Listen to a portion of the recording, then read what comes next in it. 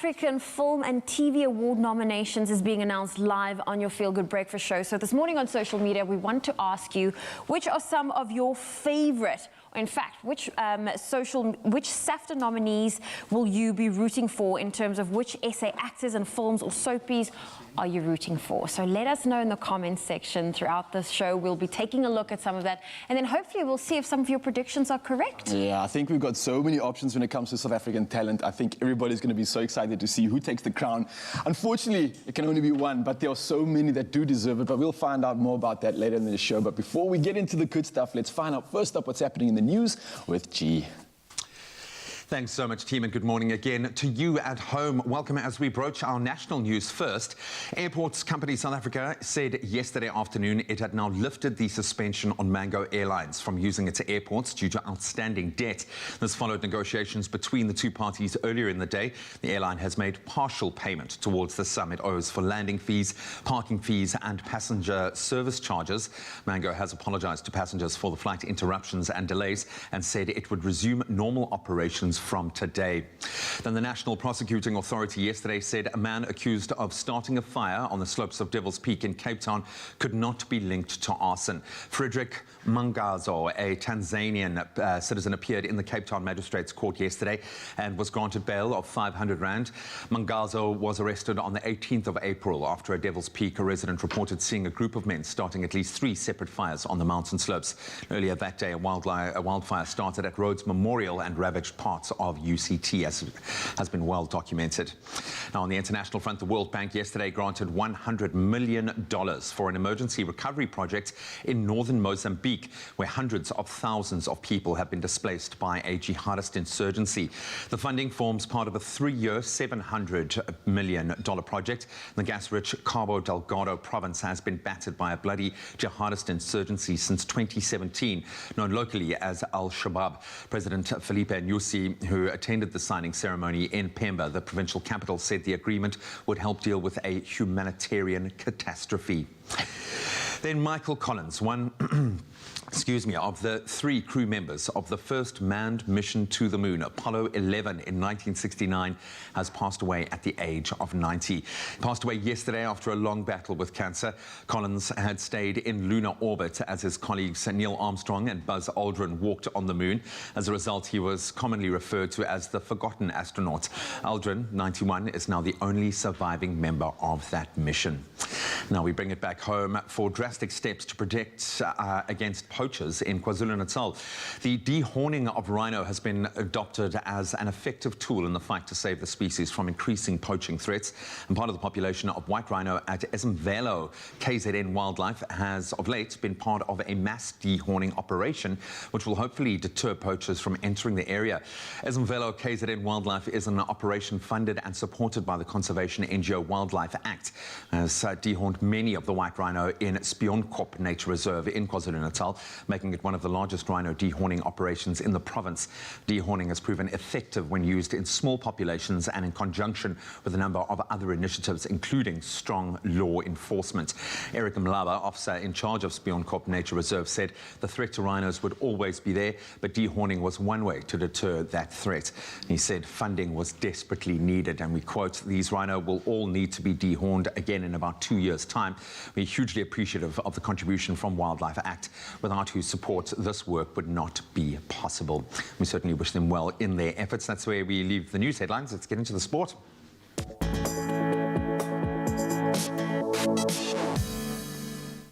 Well, they are on fire in the IPL. Chennai Super Kings made it 5 wins in a row. That was after securing a 7-wicket victory over the Sunrisers Hyderabad at the Arun Jaitley Stadium in the Indian Premier League yesterday. South Africa's Faf du Plessis on fire as well, contributing 56 from just 38 deliveries, and his opening partner Ruturaj Gaikwad smashing 75 from just 44 balls to guide CSK to the win and top of the table on 10 points. There'll be 2 IPL fixtures today. That's the Mumbai Indians, the defending champions, taking on the Rajasthan Royals at 12 p.m. and the Delhi Capitals, they'll face the Kolkata Knight Riders at 4 p.m. And then Benny was able to get one over his old club. AmaZulu FC thrashed Cape Town City FC 5-1 at the Cape Town Stadium to close in on log leaders and reigning champions Mamelodi Sundowns. Lesotho moved within 1 point of Masandawana, who topped the log on 48 points. In other results, Chippa United stunned Kaizer Chiefs 1-0. The Brazilians played out to a goalless draw against Golden Arrows, who were also chasing hard in that following pack. Then Chikuma FC, they beat Bloem Celtic 1-0, and Baraka FC suffered a 1-0 defeat at the hands of TS Galaxy. And staying with the beautiful game, it had the makings of a modern classic last night in the UEFA Champions League. Pep Guardiola's Manchester City came from behind, down by 1 goal, to beat a 10-man Paris Saint-Germain 2-1 in the UEFA Champions League first leg semi-final clash at the Parc des Princes. And Brazilian footballer Marquinhos gave the PSG outfit the lead in the 15th minute with a beautiful header, but Man City fought back with goals by Kevin De Bruyne and Riyad Mahrez to seal the away win. That Champions League second leg between PSG and Man City will take place next Tuesday at the Etihad Stadium. Now on to tennis. South Africa's tennis player Kevin Anderson has advanced to the Estoril Open quarterfinals and was after seeing off Roberto Carvalhais Baena 6-3, 7-6 in the round of 16 yesterday. The 34-year-old Anderson defeating the Spaniard in just under 2 hours. He'll now face 6th seed Marin Cilic of Croatia in the last 8, and that's tomorrow. And staying with tennis news, 18-time Grand Slam winner Novak Djokovic will not be defending his Madrid Open title. That was after pulling out of the tournament, and it's starting this weekend.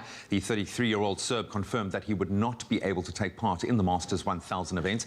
Last weekend, the world number 1 was stunned by Russia's Aslan Karatsev, who has been one of the stars on the rise this last year in the semi-finals of the Serbian Open. And Djokovic is, however, expected to play again in the French Open starting on the 30th of May. We'll watch that space closely.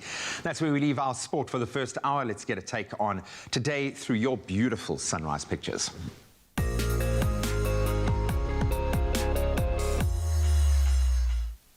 Thank you, Graham, and thank you to all of you who have taken the time to share your beautiful sunrise photos with us.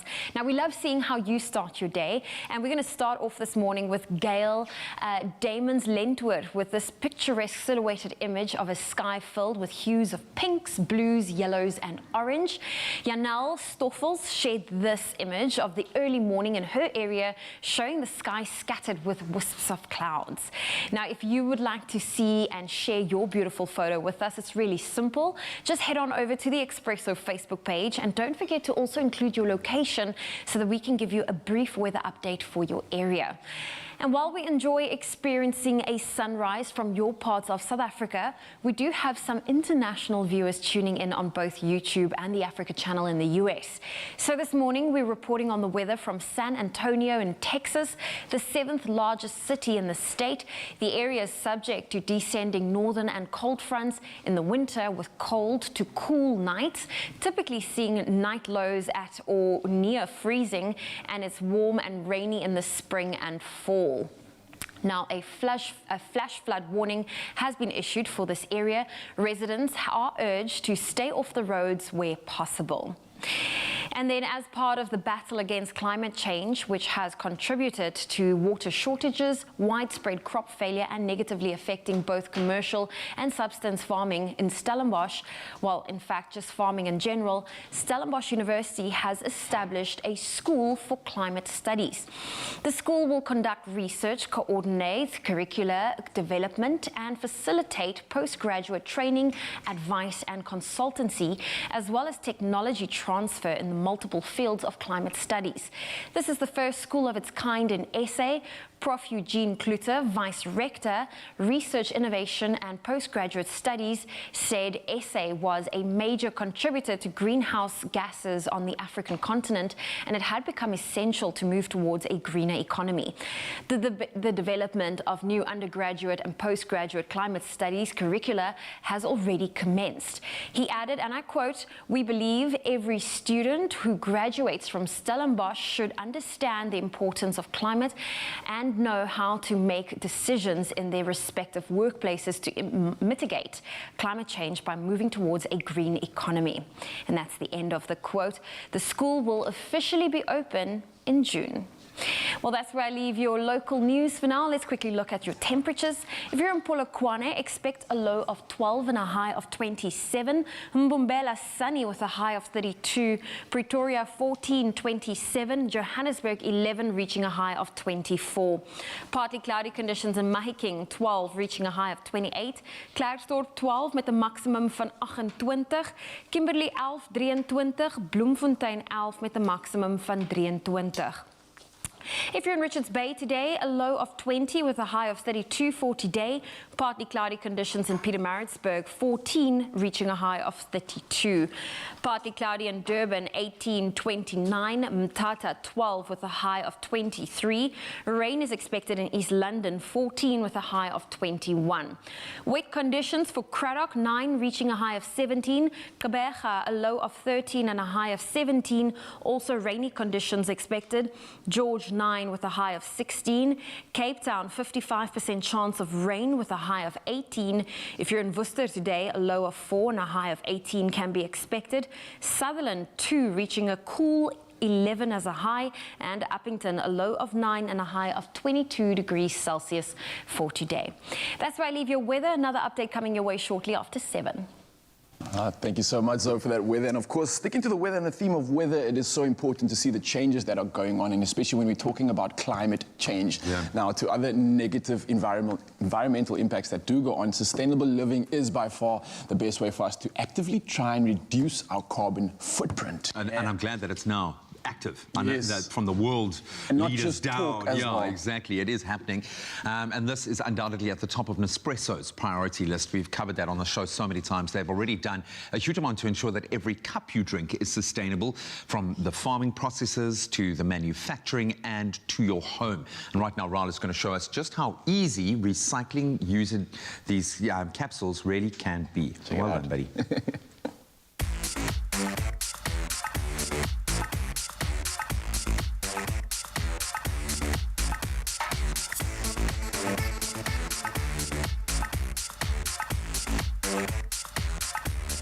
The Nespresso machine has become a part of our daily routine here in the studio.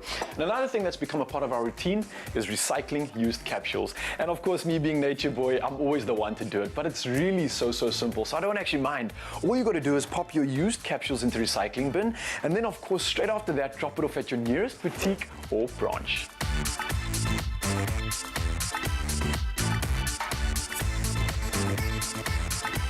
When you get to the store, you can drop your used capsules into the capsule recycling bin. And of course, don't forget to grab yourself a free recycling bag.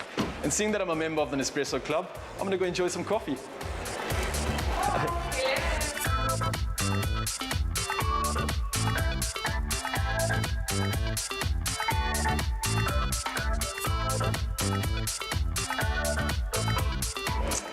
Sustainability is a big deal to Nespresso and something that is close to their hearts. And that's why making those coffee capsules so easy to recycle makes you part of the efforts to create a coffee experience that is sustainable from farm to cup.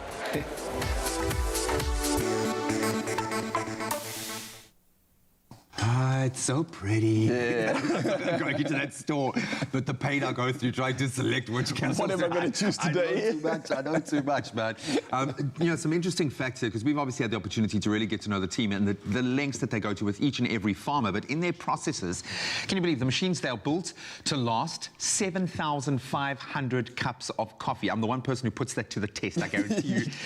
You can verify that for us. It's going to last a long time. I'm not even going to get through that. It's so true, Ben. And I know a lot of new machines are using recycled plastics instead as well. So we're literally looking at it from every perspective that we can, 360 degrees. And some of the machine boxes are even made from 95% recycled paper as well. So just to add to all of this, that's Did you what's recycle happening. your box? What? Yeah, you can actually. Wow, nice. But this is where it really comes to bear for me. Their factories use 100% sustainable energy, and they've planted to date 2.83 million trees in Colombia, Ethiopia, Guatemala areas where they get the most of their coffee beans. You can clearly see GY Nespresso. I definitely believe by 2022 are going to be 100% carbon-free neutral. That's the plan that they have, and you can clearly see how they're doing that. Every single element they're taking into account, and they're making us have a beautiful morning a sipper cupper that's absolutely guilt-free, man. Eh? What could you want? This is number 1,322. I'm going to reach that mark. I'm going to use my machine up, I promise you. With every cup, we cultivate some of the finest coffee in the world, celebrating farmers as artists, elevating every coffee moment, because with every cup, precious coffee preserves the beauty of our world. Nespresso, what else?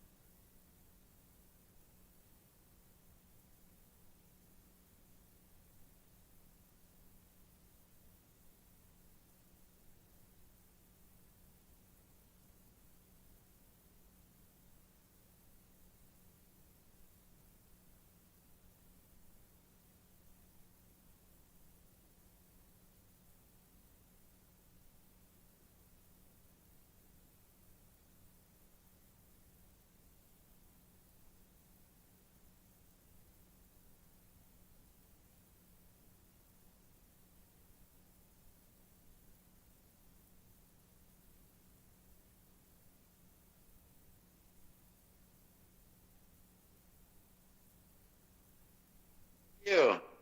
I'm fine, thanks. How are you? I'm good. Well, at the moment, you are frozen. I can hear you clearly, and your frame is amazing. You are frozen. Oh, is it? Okay, you're not frozen the other side. No, Okay, you're probably just frozen on my phone.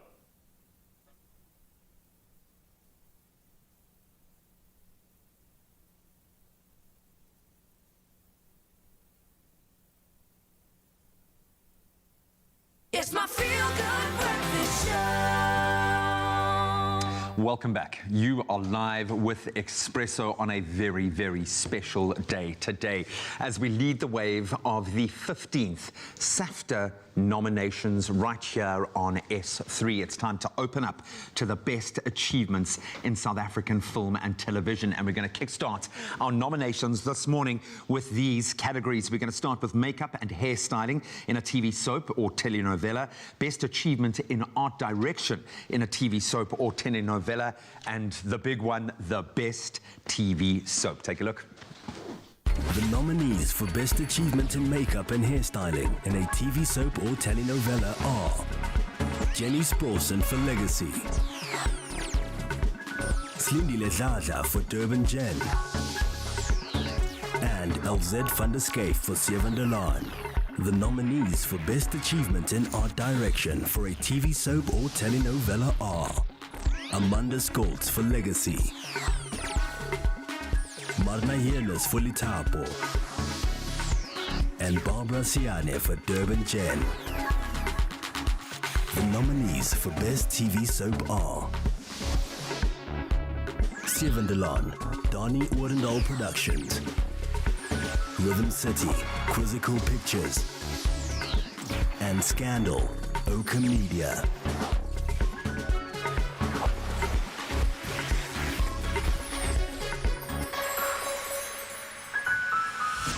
Congratulations to all of the first of our nominees for the 15th SAFTA Awards. Some big guns coming out for the best TV soap.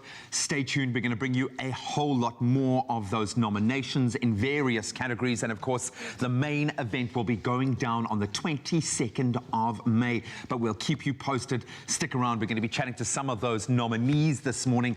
A very proud moment for South African film and television. Oh, well, listen, it's going to be a fun and an exciting morning to see all of the SAFTA nominees. And we just found out the nominees in the exciting category of Best TV Soap for the 15th SAFTAs. And we're honored to be joined by the long-time line producer of the long-running popular soap Sevendelaan, Francis Maposa. Good morning. Good morning, Zoe. Good morning, Tabiso. How are you?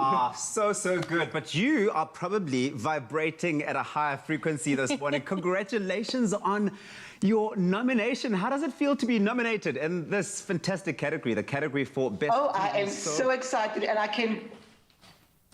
Wow, I am so excited, and I know my team will also be so excited to know that we're nominated for all the hard work they've put in. Wow, I am really excited about this nomination. And I mean, it's hard work, especially given the year that we've had. But I need to be honest with you. I grew up watching Sewende Laan, but why do you think it continues to, enjoy this strong and loyal viewership after so many years? For the past 21 years, Sewende Laan has become a household brand for many of our viewers.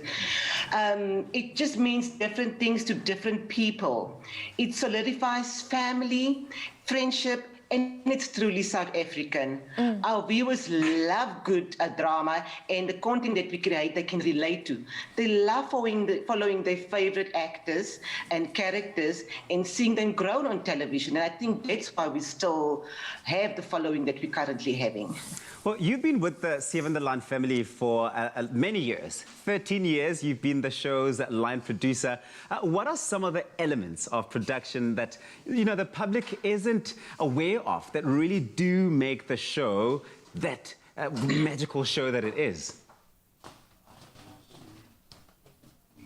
Yeah, it's truly magical. The viewers might not know. Every day they see the 25 actors on screen. But what they don't realize is there's 70 other people in the back making it all happen. And the collaborative effort between our cast and our crew creates actually that magic. It's also, the people don't know that we actually have a 12-hour day. And we record one episode the entire day. That duration of that episode is only for 22 minutes on screen. Sure. The viewers might be mind-blowing if they realize that the content, what people have to go through to create the stories, how we have to actually build the sets, the execution. So there is so much that actually goes into just making the program. The score, and I think sometimes, on social media, we also find that people sometimes think the writers are writing the story. But it's actually, there's a story department which has the storyliners that actually creates the stories. They conceptualize the stories, and the writers actually writes the dialogue of the story that they are creating. We shoot as well between 2 to 3 months in advance before you guys see it on air, and our writers actually conceptualize the content between 3 to 4 months in advance before you guys see it actually on air. See, And the illusion, I think when people come to set as well, the first thing that they're also shocked is they see that the set is actually smaller. Yes, the camera creates the illusion that the sets are actually bigger, and I think that's always a good point for people that actually do a set visit to see. Well, Francis, thank you so much for taking the time, and congratulations on this nominee, SAFTA nominee for Best TV Soapy. Of course, that goes for you, your entire team, the cast members, the people behind the scenes. This is your nomination, and we'll be holding thumbs for you. Thank you so much, and thank you for all the fans for continuously watching Sewende Laan and for rooting for us. We really appreciate it. We can't do it without you. It's a whole machine, Sewende Laan. Congratulations once more. Now, for you at home, keep your eyes peeled right here to your Feel Good Breakfast show this morning. Find out who else has been nominated in the Film and TV Excellence of the 2021 SAFTAs. We salute the excellence, and of course, we celebrate South African icons in the 15th SAFTAs Awards ceremony that happens on the 22nd of May on a Saturday, right here on S3. Follow all of the news and all of the stuff and updates that's coming your way using that hashtag SAFTAs.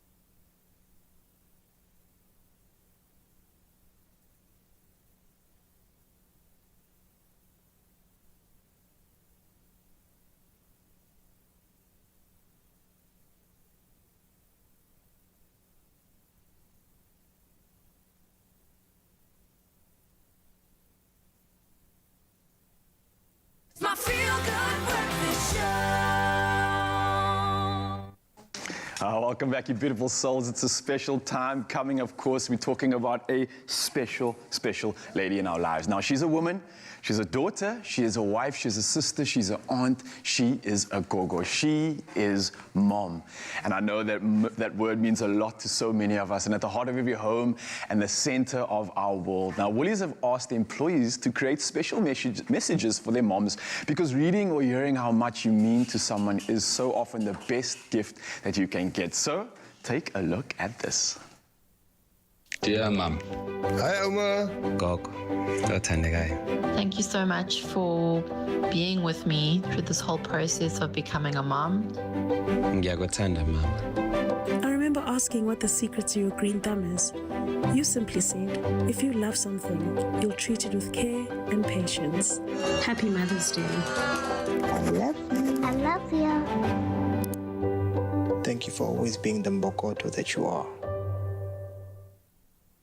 I absolutely love this. Now, definitely, I don't think there's actually a way to say thank you and really show your mother how much you appreciate them, but we can try. We can definitely try, right, Clem? Yes. Woolworths have made it easy this Mother's Day. They've launched their Mobi site, and it's so easy to create that personal little touch and send that message to our moms.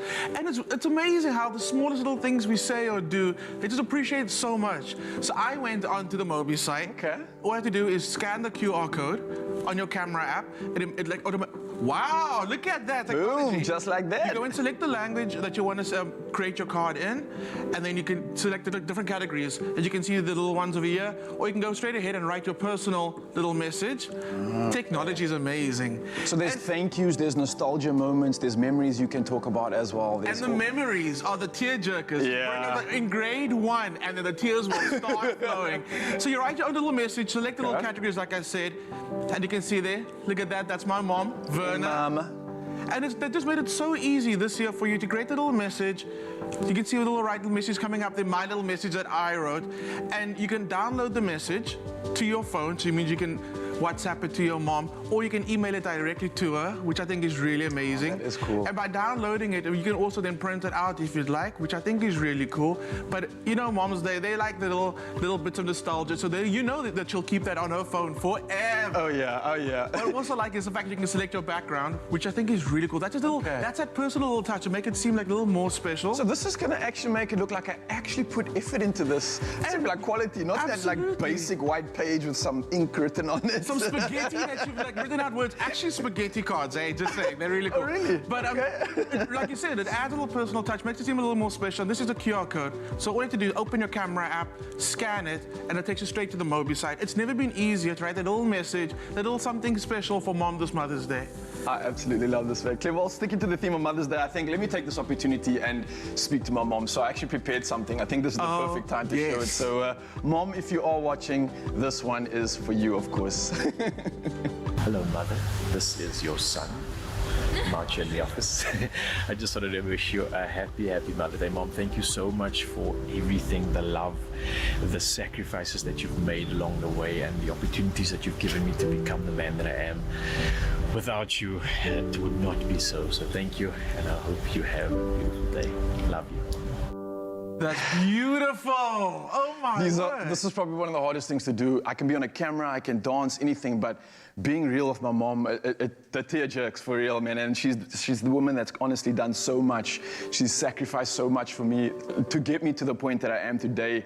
I don't know where to even start. So I don't know how to say thank you, but I hope this kind of just makes it a little bit more of a meaningful one when I say thank you, Mom, so much. And it's not just me. I think there's a few others in the studio as well that want to do a little thank you. So while my time's up, and this is a very special moment. I just adopted my puppy over here, showed my mom my new family, which I was very proud of, and it was a very special moment. Speaking of those moments you mentioned, I wanted to use this picture especially for my card for my mom, just to show her how much family means to me, and what she instilled in me is something I just want to carry on with my family too. But Clem, there's more of us that want to say thank you, and I know Zoe's got a message too, so before I get too nostalgic, before I get too teared up, I want to bring her in here because she's got something special for mom too. Zoe, you out there, coming over here, take the center stage. Let me get out of here, Mom. I love you. I'm going to take center stage now. Clem, but before I get into my mom, is there a special message you would love to give your mom? You know, I don't think we say thank you enough to our moms, and they like, oh my goodness, look at that. That's my mom over there. She's beautiful. And it's just so special. Like anytime you just pick up the phone and make a phone call, it just means so much to our moms. And honestly, I would not be standing. Oh, look at me getting my first wine. No, I'm just joking. It's just grape juice. Just grape juice.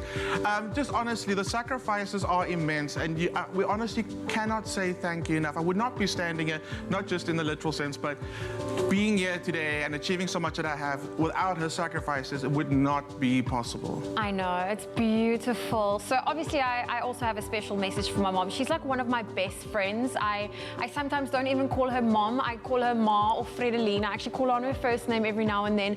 But she really has become that person that I want to share everything with, and that gives me advice when I don't feel like I can carry on with a couple of things in life, especially on the personal front. But I mean, we've been by each other side by side. She's always dressed me like a little doll, so I always love that from her. So I got my love from fashion, my love for hair bows and ribbons from her, and she is just absolutely amazing. So I just wanted to say skrikkelik lief vir jou, and thank you for just being such a strong and incredible woman, not just to me, but to my brother and my sister as well. So thank you for that. So sweet. And then, you know, Ryle did a beautiful video. Yes. I wanted to be a bit creative. My mom loves Cape Town, so I wrote a little message on the beach. This was at Camps Bay. So I just said, ek is lief vir jou ma, with a little heart. Aww. And I think that's the beauty of it. You can really show your love in different ways, whether you're creative, taking photographs, whether you want to do a little video for your mom that's a bit more personal.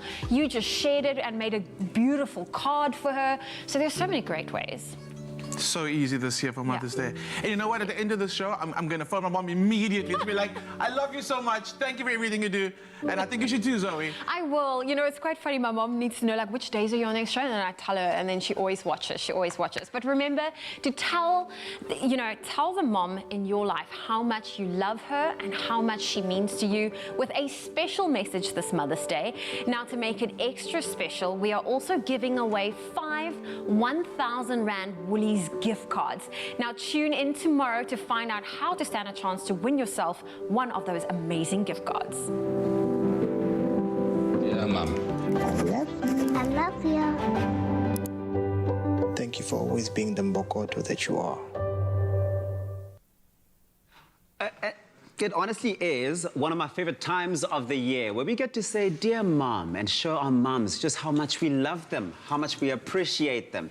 And it's also heartwarming all the time, right? Absolutely. Look at you, almost tearing up. I get so emotional. I get really emotional, baby, when I think of moms. But one way to show your mom that you really do love her is to make something special for her in the kitchen. And that's what we're doing this morning. We're showing you a recipe that is going to change the way your mom views a Madeira cake. I think the way she sees a Madeira cake is completely going to be changed after this. It's an inspiring recipe. It's a delicious one as well. And we're making use of caramelized pears as well in the mix.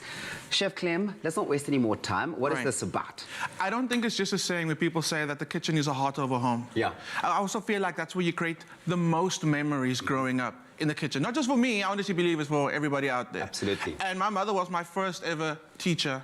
We're going to get into cooking. She taught me how to cook. Yeah. So anytime we're in the kitchen, it's very noisy because we're very loud. The wooden spoon always there in the background when you're being taught how to cook by Hence, mom. there's no wooden spoon here today. You know how that goes, yeah. But, so anytime we get to cook together is a very special moment. So this Madeira cake is a really great recipe just to put together. And it doesn't matter how old you are, if you're a little takalani, it's all good. You can actually make this for her because it's so simple. Well, the simplicity of it really does come from this pre-mix, right? Which is really a life changer. It is a life changer because Madeira cakes are so buttery and so delicious. That's what makes a Madeira cake a Madeira cake. All you need for this recipe, free-range eggs, butter, milk. That's it. Eggs, butter, milk. That's how you make this Madeira cake. And it's so simple. So all the ingredients are literally listed on there. All the methods are on there for you. Yeah. So it's so simple. So I've got some butter. It's already being kind of just softened. Great. We're going to add eggs to it. I'm going to ask you to peel the pears for me. Great. That's easy enough. You do your thing, yeah? Yeah. Or is it? It's okay. It's simple enough to do. I'm not saying it's easy. Yeah. Okay? But it's pear season now, and pears in season are the most delicious thing. I've got the fondest memories as well of eating a pear, and it's so juicy, and it's kind of the juices just like run down. Yeah. Pears are just so amazing, and they work really well with Madeira cakes. And you know what? The one thing I can tell you about this recipe is none of this is going to go pear-shaped. I just had to throw that in. You have to. Okay, milk goes in. How are you doing with your pear? Good. I'm doing good. Doing well? Yes. So what's your fondest food memory growing up? Well, you know... And bring Mom in on this one. Well, I'll tell you now, because everything, every bit of experience, I suppose, that I've ever had that's got to do with food has been sort of given to me by my mom. I mean, I have never known how to cook. I still don't know really how to cook. But my mom really was the glue that held the family together. And even though she's tried many, many times to teach me how to cook, the only one recipe I always remember that's got to do with Mom and the kitchen is a chicken stew. Right. I can't make a lot of things, but my chicken stew is unrivaled. And I mean, if you're going to have one recipe in your arsenal, a chicken stew is the one. Is the one, right? So that is my fondest kitchen memory with Mum. But I suppose for you, it's a lot broader than that. I've got so many. I might just say a little bit of a kitchen flop. Yeah. I must have been like 5 years old. Yeah. And I took a whole pot and I put it in the microwave. Where do you want me to throw this? I will take this from you. Okay, cool. What have you done? Okay, just to let you know, South Africa, this is a core, and you were supposed to take the core out of the pear. You missed the mark. Bye. Oh, is that what the thing is for? Well, you're just going to make a hole in the I thought I'm making holes around. No, it's okay. Well, it's gone a bit pear-shaped already, but we can remedy that. Hence, we've got some backup. So what I did was I put the whole pot in the microwave. And moms have the sixth sense that something's going on. My mom was in the bedroom and her mom's little senses went off. And she just stuck her head out the bedroom and she was like, did you just put a whole pot in the microwave? And my finger was right there about to push. About to press. Start. Yeah. And moms are like amazing like that. They just have mom sense. And it's like that one of the... But never that calm either. You know what I mean? They're never that calm, moms. Because it's always like, Clem! I wasn't ready! Dave! Did you just put the pot in the kitchen? My mom does not sound like that. Please forgive her, please. Does your mom never say Zay? No. Does your mom say that? Not my mom, but many moms I've met here. No, not at all. Not ever. I don't know. I'm sorry, guys. Stop being so stressed. Okay, so you can stop with the pears because we got you covered. So what I did was I took some of these beautiful pears, okay? I'm going to just imagine this was perfectly done. Yeah. And then perfectly cored as well. And all you're going to do is you're going to pop it into a pan with a little bit of butter, a little bit of sugar. So we're going to caramelize the pears. You're caramelizing it. I like that. And then you're going to bring out so much more flavor in the pears by doing that. The thing is, I always wonder, when you caramelize something like a fruit, so like a pear, for example, how much do you go? When do you know when to stop? You stop when you've got a bit of color on it. Okay. And before, you want it to soften slightly, but still keep some of its texture. So, okay, guys, I'm trying to do my best to take the core out, okay? Yeah. Get that on there. You can add it just like that. Let the butter and the sugar melt together, and then just get the color on the pears, and they'll look like this. I've got my beautiful batter. The batter goes over our beautiful pears. Stunning. And that's going to smooth out nicely by itself. Give it a little bit of a help there. It looks so rich. I love it already. Ooh. And it smells amazing. It hasn't even baked yet. It really does. It comes out. Okay, I'm going to clear some space. Okay. To add a little bit of extra flavor to your batter and to your pears, give it a little bit of lemon zest. Yeah.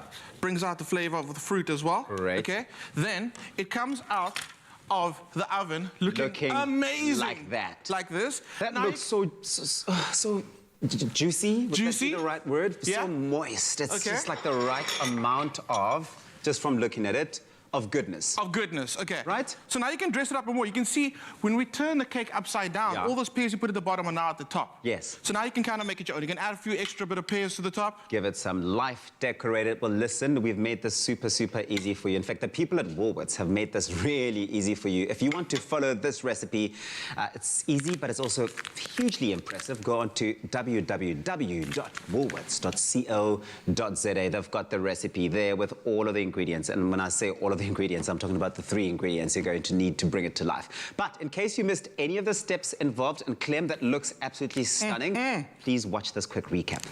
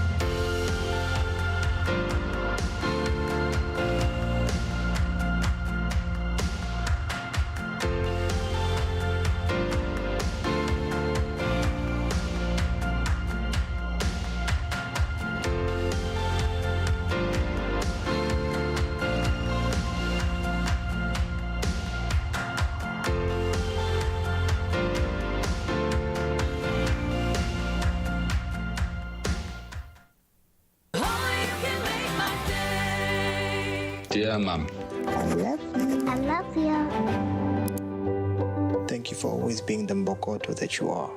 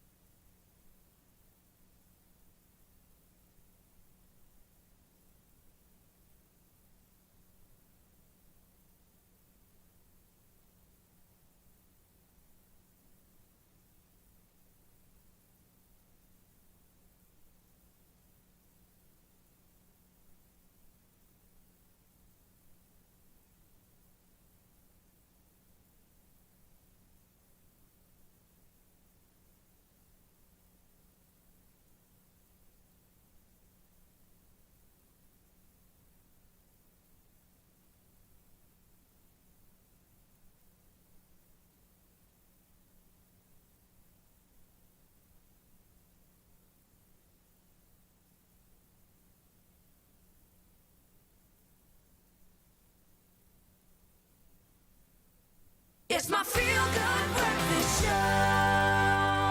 Welcome back. Your timing is perfect as we continue the wave of the 15th SAFTA Award nominations right here on your Feel Good Breakfast Show. In fact, this is an exclusive. The nominees that we are announcing today, you will not find anywhere else. So right now, go onto our social media pages to get a list of the full categories that we are going to be announcing today. But a very proud moment for us as a show to be able to share in the achievements of icons in the industry and, of course, those up-and-comers that are making their mark. Now, the categories we're going to be delving into next are often some of the most hotly contested. Here are the nominees for the categories of Best Actress in a TV Soap, Best Supporting Actor in a TV Soap, and Best Variety Show. The nominees for Best Actress in a TV Soap are Cindy Swanepoel in Benelanders, Petronella Tsuma in Rhythm City, and Shoki Mula in Skimsam. The nominees for Best Supporting Actor in a TV Soap are Mulefi Munaisa in Skimsam, Mutusi Magano in Skimsam, and Roderick Jafta in Getrouwd met Rugby. The nominees for Best Variety Show are Mutswako Season 20, Carol Bauer Productions, Mzansi Magic Music Specials, Season 5, Don't Look Down Productions and Agency, Republiek van Zuid-Afrika, Brainwave Productions, and Savannah Virtual Comedy Bar, Mustard TV.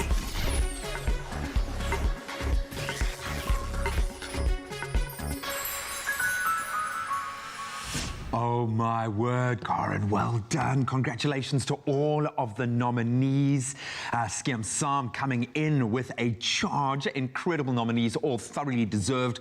Who is going to take home the SAFTA? You're going to have to wait to tune in on the 22nd of May, right here on S3, as we open up to new possibilities in a time when the industry really does need it. So stick around. We're going to be announcing more exclusives here on the show. We'll delve into more of those categories as the show progresses and also chat to some of the very worthy nominees.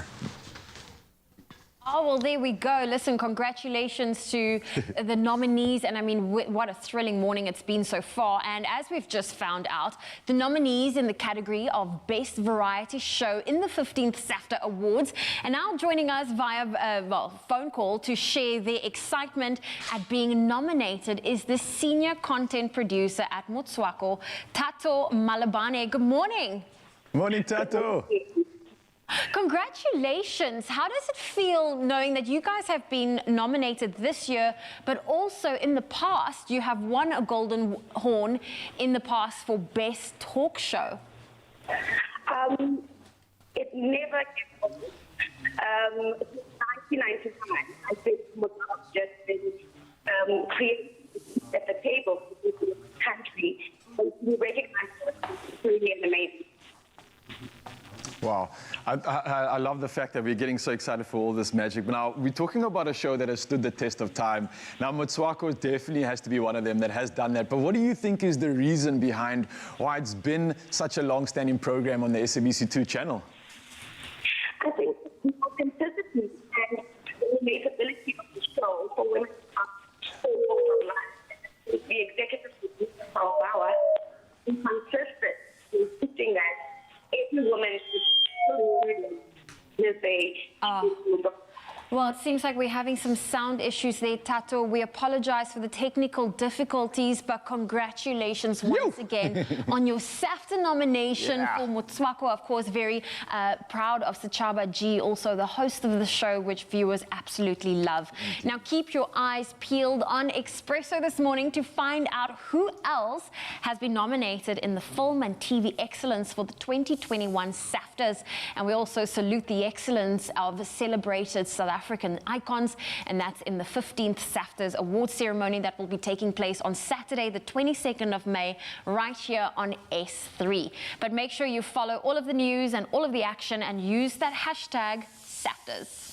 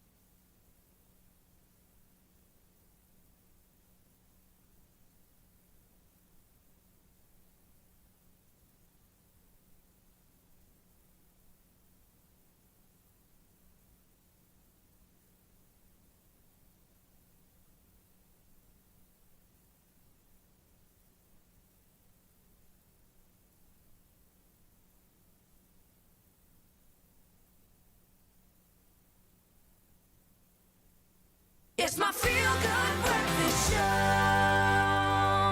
Yes, it is your feel-good breakfast show, Expresso, live here on S3 on a beautiful Thursday morning. It's a big day. It's award season in South Africa. We are announcing right here, live on your feel-good breakfast show, all of the best in film and television that South Africa has to offer. And we asked you on social media this morning, which actors, which films, and which other crews are you rooting for this morning? Let's take a look at some of the comments that have come through. We've got one from Eric Sibia saying, I'm rooting for Palesa Tembe for Best Presenter. Lovely. Hashtag Expresso Show. How's that? Disetso Lista says Connie Ferguson. Of course, she plays the Queen. Bongiko Sirasi says Best Actress Cindy Dlatu and Best Soap Soapy is The River, with Malebu Marco saying, good morning, fam. I'm rooting for McDonald Ndo, KK from Mubango, and Manaka Ranaka, who plays Lucy from Generations, The Legacy. Hey, these are some really good names, some top quality actors and presenters there as well. Let's see one more comment from Gudani Matoro, who says, best actress. McDonald Ndo, who plays Kakati Mulaudzi on Mubango. Clearly, she is leading with all of the faves there. Of course, it says he's the best. So I suppose best actor and not best actress there. Please do continue to weigh in. It's all very exciting for us here. We're continuing to chat with some of the nominees as well. Weigh in with the hashtag Expresso Show. Which actors, films, or shows or presenters are you holding thumbs for? So while we're on the subject of absolute industry legends, Jerry Watt, is one of South Africa's finest guitarists, with a unique falsetto and leader of his fellow music legends, the Rockets. And over the years, Jerry has been known for his Carlos Santana renditions. Because of the similarities between his and Santana's playing styles, let's be honest, he's probably one of the only guys who can actually play like that. True, and Jerry will be bringing Santana's fusion of jazz, rock and Latin influences to Paul with a Carlos Santana tribute show this weekend. Now the guitarist joins us in studio to tell us a little bit more, and I have to confess, Jerry, it's good to have you here, but when I heard you do the sound check, I just wish I could play guitar. Like, I think everyone But my hands are sore from clapping in the background and Oh screaming. wow, it's totally so good to be here, and it's about time that we do this, you know, because I've grown up as a teenager in the Rockets, so we always played Santana music. He has had hits from way back in there with Black Magic, Woman, Oya Komava, Samba Pati, Europa, you name it. He's always been so consistent in churning out the hits. Even the newer collaborations, the people that he's, you know, Rob Thomas, these amazing. With Smooth, Maria, you name it, Love of My Life, and all these songs, it's unbelievable. And you know what, I always say, my father died in 2009. He always said to me, growing up at home, playing Santana music, he said, why don't you do a Santana show one day? And he died in 2009. He never got around to see me do it. And finally now, in 2021, we got around to doing it and paying tribute to a great guitarist. And I'm just fortunate, thank God for the gift that He's given me, that I can deliver what I'm doing. No pressure, buddy. And I've got a bunch of great musicians with me, that the Santana band, the tribute band we got. Yeah. And I know you guys have been playing. You've done so much to support your industry over the last year. You've been through the most. But when I look at you play, it's just magical. How good does it feel delving specifically into Santana's work? And what a catalogue of music to be able to dip into. But as a guitarist who is playing at your level, how good is it to just let yourself fly? It feels great, because now I can actually, because sometimes as a guitarist, it depends what you play, the genre, whether it's funk, just playing, strumming away or whatever. But when you do, because I'm more a rock guitarist, so for me, I'm in my element now, because it's the kind of thing where you can do the guitar licks, the solos and everything. So I'm so grateful that we can finally do this. And this is exciting. So the show is obviously, the tribute show is happening this coming weekend this Saturday, in Paul. What can we expect? Which tributes are, like, in terms of the performance and the songs you've selected, what can people expect? Yeah, like I said, I mentioned a few. Now, there's a lot of album songs of Carlos Santana that people maybe haven't heard, but he's instrumental, so melodic. And like you say, it's a collaboration with different singers. So I've mentioned a few, but we're not going to give, because we want people to come out and see what you do. A total Carlos Santana show. So what you're getting there is just Santana music. So people mustn't expect any other song but Santana stuff. But it will be for the really diehard fans and people that really want to also see the musicianship of the guys, because it features a lot of drumming, percussionists, and keyboard playing, and obviously guitar and everything, but that's really great to finally do it. Introduction for a generation that might not know as well. Exactly. Which is amazing to me. The Rockets, I mean, I got introduced to you guys a little bit later in your career, but have been blown away, and I really hope that you guys are enjoying now being able to get out there and perform. What can we expect from you and the guys? Have you got anything planned on that front this year? As the Rockets? Or because the important thing is that I'm not using the Rockets. It's not a Rockets thing, yeah? Because I've got the singer, my lead singer is with me on there. this. And we got some other musicians to do this project, which we call the Santana Tribute Band. Incredible. But the Rockets is also busy with their own little things. Because of the pandemic, we held back on our releases of CD. But coincidentally, I actually did a CD last year already. Okay. Of Carlos Santana, like a whole 18-track CD. But because of the pandemic, I held it back because we do a lot of live shows, and that's where people want to buy the stuff. And unfortunately, people have asked me, will the CD be available at the show? And it won't be. Oh, come on. Oh, you're making it exclusive. Yeah. Because we held back things, and now we're going to push to get it possibly out within the next 2 months or so. But that's going to be the strategy to make it successful, by holding back. People want more. Yes, exactly. Asking, and now that we're doing the show, and now we can look forward and maybe release the Santana CD with it. Even the Rocket CD I've held back because we couldn't perform live. There's a little light at the end of the tunnel now, and we're hoping that light's getting bigger for us, for all in the industry. Well, we'll keep all of the details of how you can get tickets. Paul will rock this weekend. I'll tell you that much. Jerry and his amazing Carlos Santana tribute band, they are amazing, are going to be here to perform just for us and for you as well. Stick around. Yes, indeed, do stick around. Now, time for us to take a look at those news headlines. The Western Cape Department of Health has launched a multi-sectoral emergency response plan to curb TB in the province. The Director of Health, Dr. Keith Klute, says that the plan includes the prevention of new infections as well as early detection and support. Klute says the fight against COVID-19 has put global efforts to eradicate TB back by 6 to 8 years. He says screening and testing will be done on a large scale. An online dashboard similar to the existing one for COVID-19 statistics will be launched by the end of June. Meanwhile, airports company South Africa said yesterday afternoon it had lifted the suspension on Mango Airlines from using its airports due to outstanding debt. This followed negotiations between the parties earlier in the day. Now, the airline has made part payment towards the sum it owes for landing fees, parking fees and passenger service charges. Mango apologized to passengers for the flight interruptions and delays and said that it would resume normal operations from today. In international news, a bar in Copenhagen, Denmark, has started offering customers a COVID-19 test and a beer while they wait for the result to help get business moving once again after months of restrictions. Punters hand over about 356 rand to get tested in a booth at War Pigs Brew Pub. And after about half an hour, if they receive the all clear, they are allowed inside. It works under Denmark's so-called Corona Passport system, where people can either use a mobile app or a government-approved form to show if they have been vaccinated previously. Staying in international news, the World Bank yesterday granted $100 million for an emergency recovery project in northern Mozambique, where hundreds of thousands of people have been displaced by a jihadist insurgency. The funding forms part of a 3-year, $700 million project, and the guest-rich Cabo Delgado province has been battered by a bloody jihadist insurgency since 2017.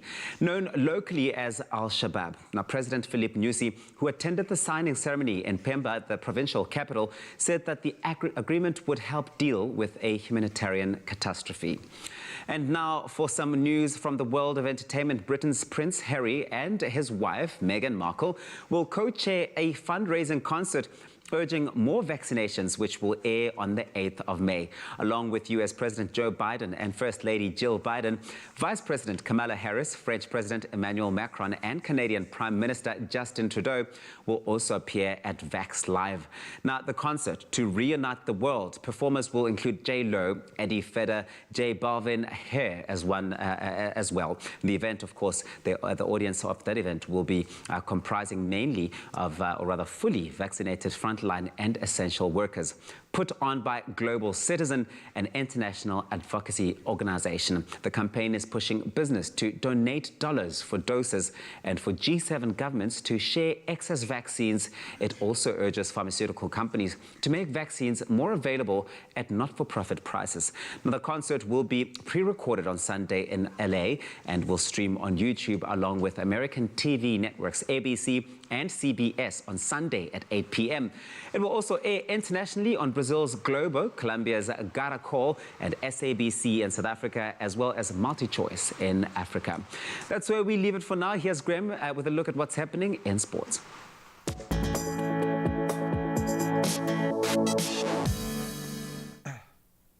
Thanks so much, Toby. So let's kick it off with cricket. They are on fire in the IPL. Chennai Super Kings made it 5 wins in a row after securing an emphatic 7-wicket victory over the Sunrisers Hyderabad. That was at the Arun Jaitley Stadium in the Indian Premier League yesterday.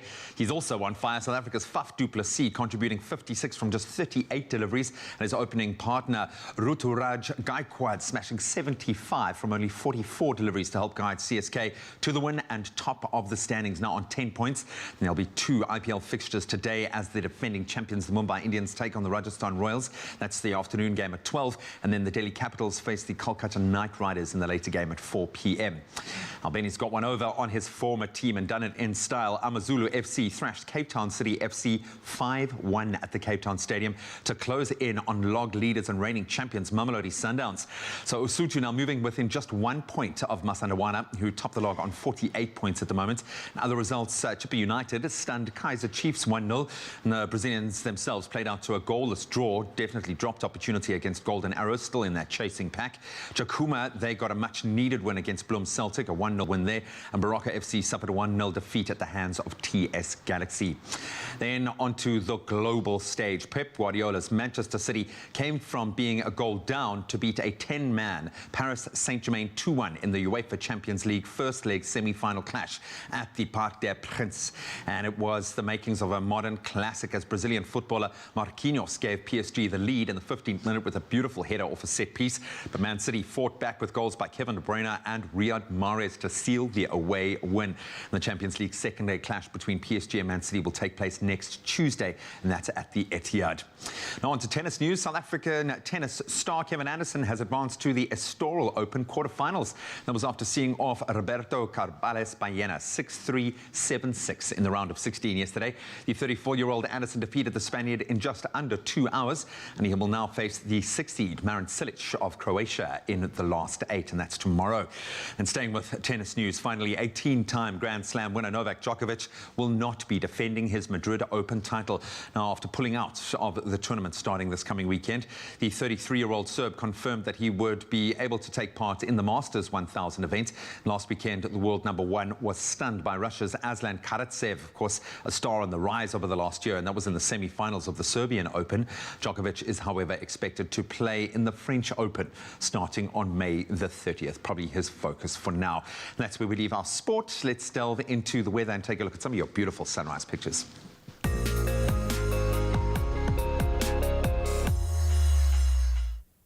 Thank you, Graham, and thank you to you who have taken the time to share your beautiful sunrise photos with us. Now, we love seeing how you start your day. Shanaz Davids from Durban shared this beautiful image of dusk from the Durban beachfront. The palm trees featured here are giving me all of the feels missing home and all of those holiday emotions. And then Tony Wiener from Cape Agulhas shared this gorgeous sky with us with a blend of purples, blues, and yellow hues. It's absolutely stunning. And if you would like to share your photo with us, it's really simple. Just head on over to the Expresso Facebook page and don't forget to include your location so that we can give you a brief weather update for your area. And while we love our local viewers, we also need to acknowledge our growing international audience who tune in via YouTube and the Africa channel. And with your 7 a.m. update, we are sending a shout out to our viewers who are tuned in from Gaborone, the capital and largest city of Botswana. Gaborone has a hot semi-arid climate. Most of the year is very sunny, with summers usually very hot and cool nights. Today you can expect a sunny to partly cloudy day, which will reach a maximum of 31 degrees Celsius. So make sure you keep your sunscreen handy if you are heading out and about. And now here in South Africa we have some news. Nelson Mandela Bay Municipality is preparing for day 0. Mayor Ngaba Banga has announced a water crisis plan in the event of taps running dry. Banga said in the event of no favorable rains and dams running dry, emergency measures are being put in place to provide water to those areas that will be worst affected. Measures include standpipes and water tanks providing water for essential use, identification efforts of extra water sources such as groundwater from boreholes around the metro are in full swing. The Mpofu Dam is already below what can be extracted, Pump barges have thus been deployed to access the dead storage capacity. The Grass Ridge Reservoir will be converted into a temporary water treatment facility, producing an extra 35 megalitres of portable water a day. Banga said the average daily water consumption in the metro needs to be reduced to at least 250 million litres a day. Taps are expected to run dry by 1 July. Well, on that note, let's quickly look at your temperatures throughout the country. If you're in Polokwane, a low of 12 and a high of 27 can be expected. A sunny day in Mbombela, 15 with a high of 32. Sunny in Pretoria, reaching a high of 27. Johannesburg, 11 with a high of 24. Mahikeng, 12, reaching a high of 28. Cloudthorpe, 12 with a high of 28. Kimberley, 11, reaching a high of 23. Thunder showers can be expected in Bloemfontein with a high of 23. Sunny in Richards Bay, 20, reaching a high of 32. Pietermaritzburg, 14, reaching a high of 32. Partly cloudy conditions for Durban today, a high of 29. Rain can be expected in Mthatha with a low of 12, a high of 23. Rainy conditions for East London, reaching a high of 21.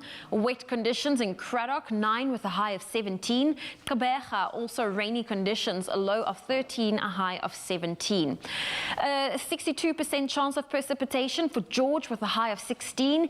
Cape Town, 13, reaching a high of 18 with a 55% chance of rain. Worcester, 4, reaching a high of 18. Sutherland, 2, a high of 11. And Uppington, expect a low of 2 and a high of 22 degrees Celsius. That's where we leave your weather. And speaking of that chilly weather, I think it's time that we head on over to the kitchen and whip up some blueberry and banana pancakes. Yes, bring the family. 100%. Your cousin's coming over. Get the crush and I'll get the ice. The whole family. More Crush Mom? 100% refreshing, 100% goodness. Made with love by Clover. Thank you so much, Zoe. And now to add even more sunshine to your day, especially if it's lacking in your area, we're talking about pancakes, and it's one of my favorites. And they are definitely the #1 brekkie, brunch, or even after dinner treat, I'd say. Now, with Mother's Day obviously around the corner, we're showing you how to whip up a scrumptious, listen to this, banana blueberry pancakes. And we've got a glass of crush on the side to go with it. And we've got Angie Gerber in the building showing us how. Angie, how are you doing? I'm well, how are you? I'm excited, I'm good. I'm obviously glad to spend this time with you, but even more so because like flapjacks and pancakes are like my thing. Okay. It's something I try to take in the mountain when I'm hiking as well. I'm planning it to do it this weekend, so I'm paying a lot of attention to what you're doing. Okay, good. So school me, teach me.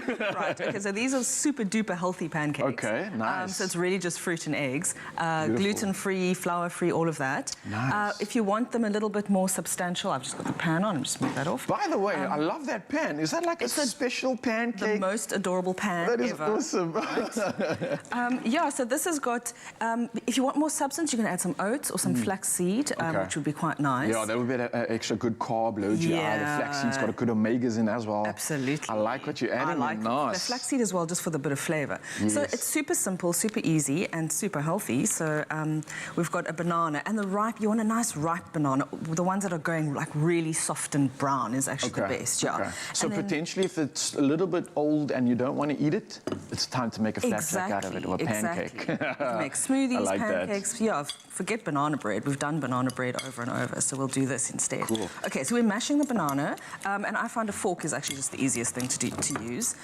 Just give it a good squash. And I see you doing a bit of a workout there, so I'm going to pour you a drink just to kind of quench that thirst. Thank you. Mashing that banana in the morning, getting those calories burnt, of course, 100%. Got to get the goodness back in once you're doing this. Absolutely, right. And then we've got an egg, so we're just going to add an egg, a nice free-range egg, and just mix that all together with a little pinch of baking powder. The baking powder is just going to help it to puff up and rise and be a little bit lighter. And this is actually really basic, like you said. The ingredients are like anything that you should have at home, at least, yeah? Banana, obviously, we got some good potassium. We were speaking about that yesterday, and it's a great carb. So if you're having this for breakfast, it's going to give you the energy you need to sustain you throughout the day. So you got some honey coming through later, so that's also going to help. The honey is optional because the banana is quite sweet, so you don't really need it. I've got a bit of cinnamon. I like adding that. Cinnamon always gives me that warmth. It reminds me of like, just like comfort. It's a comfort spice. I'm going to ask you to squash a couple of blueberries. Can I take my shoes off and do this? Yes. Like wine. I've always wanted to do that. One day I'm hoping I can do an insert where I can squash some grapes and make some wine. I know G would love that. Blueberry wine. Let me get my crush up. If you guys are doing a crush like me, these blueberries are prime. They are bursting as I'm squashing them. So maybe don't put on your cleanest t-shirt when you do this. But these look good. They're crispy as well. And also another added fact, obviously blueberries, something I love. It's like a superfood, rich with antioxidants. It's got a lot of vitamins in it as well, especially with side. Fruits. Yeah, man, I know it so well. There's vitamin C in here, there's vitamin K, and manganese. Yeah, for all you guys out there that want to know about blueberries, they are power. I'm impressed. Always add them to your meals, and I love the fact that like when they start on the tree, they're like these just green little balls, and then look what they turn into. I know. It's absolute purple magic. Beautiful, juicy goodness. Yeah. Right, so we'll just mix those in, makes it a little bit purple as well. Okay. And so then I would never do this. I just would throw them on like afterwards, and I would always wonder how they'd get it to kind of infuse with the pancake. And you could actually, if you wanted to, just put this in a food process and blitz a little bit, and then you're really going to get the blueberries to kind of go I like that. get that whole purple Of course, thing. while you are doing this, guys, head over to expressoshow.com for this recipe inspiration. It's pancakes. It's something that you can do anywhere. If you've watched any of my stories as well, I do it in the mountains, so you've got no excuse to make these. It's so simple. The ingredients are like, I can list them on my hand, and we're pretty much almost done making it. So head over to expressoshow.com if you want some inspiration, or maybe you have a different way of making your pancakes, and you can let us know on our social media channels. Smelling good, Angie. Right, I'm not gonna. You just want to get it nice and brown on the one side, and start to set. It could take a little while. And what do you kind of want to, because this is the crux for me when it comes to pancake. When is the right time to flip that pancake? Well, do you have any tips? Well, with a traditional pancake or flapjack or crumpet, whatever you want to call it, you will normally start to see some little bubbles on the top, and then you know it's ready. Otherwise, you just go like this and see. Have a little sneak peek. Is it getting nice and brown? I got you. Quick question while we're on the topic and while you're waiting for that to simmer. Yes. We're talking about pancakes, but we also mentioned flapjacks and waffles. Yes. What's the difference? Well, a pancake technically is that very thin one that's sort of a crepe. Okay, would be the other word for it. And then I was actually talking last night. You've got the English call a flapjack is something completely different. It's actually a crunchy. A crunchy? Yes, we call them flapjacks. English call them crumpets. Americans call them pancakes. So it's actually really, really confusing. Wow. Okay. Well, I'm just gonna call it good food right now, and I'm gonna call it a pancake because it looks delicious, and that's what we're doing out here. This one is not going to flip right now. That one needs a bit more time, I see. It needs a bit more time. More importantly, I think I put too much in the pan. So I'm not even going to try and flip it. Because don't worry, you know what? Because I was watching you earlier and you took some time to make a really good one. So I'll bring Mzansi over to the good ones that you have prepared for us. And I'll put the proof in the pudding. You know, I'm always one to just sacrifice my diet for the good of the people of Mzansi. So let me have a little taste there. You don't have to sacrifice your diet on this one. Well, that's true because the fact that this is so healthy, we've got protein from the egg, we've got carbs, we've got all the vitamins. Exactly. We've got the loving of a flapjack. And? Yes. Good and healthy. ExpressoShow.com. Get this recipe. You're going to want to give your stomach and your mouth all this happiness. And it takes only 5 minutes. Enjoy, guys. I'm actually going to take some more. Thank you. This is good. Yes, bring the family. 100%. Your cousin's coming over. Get the crush and I'll get the ice. The whole family. More Crush Mom, 100% refreshing, 100% goodness. Made with love by Clover. Oh, you can make my day.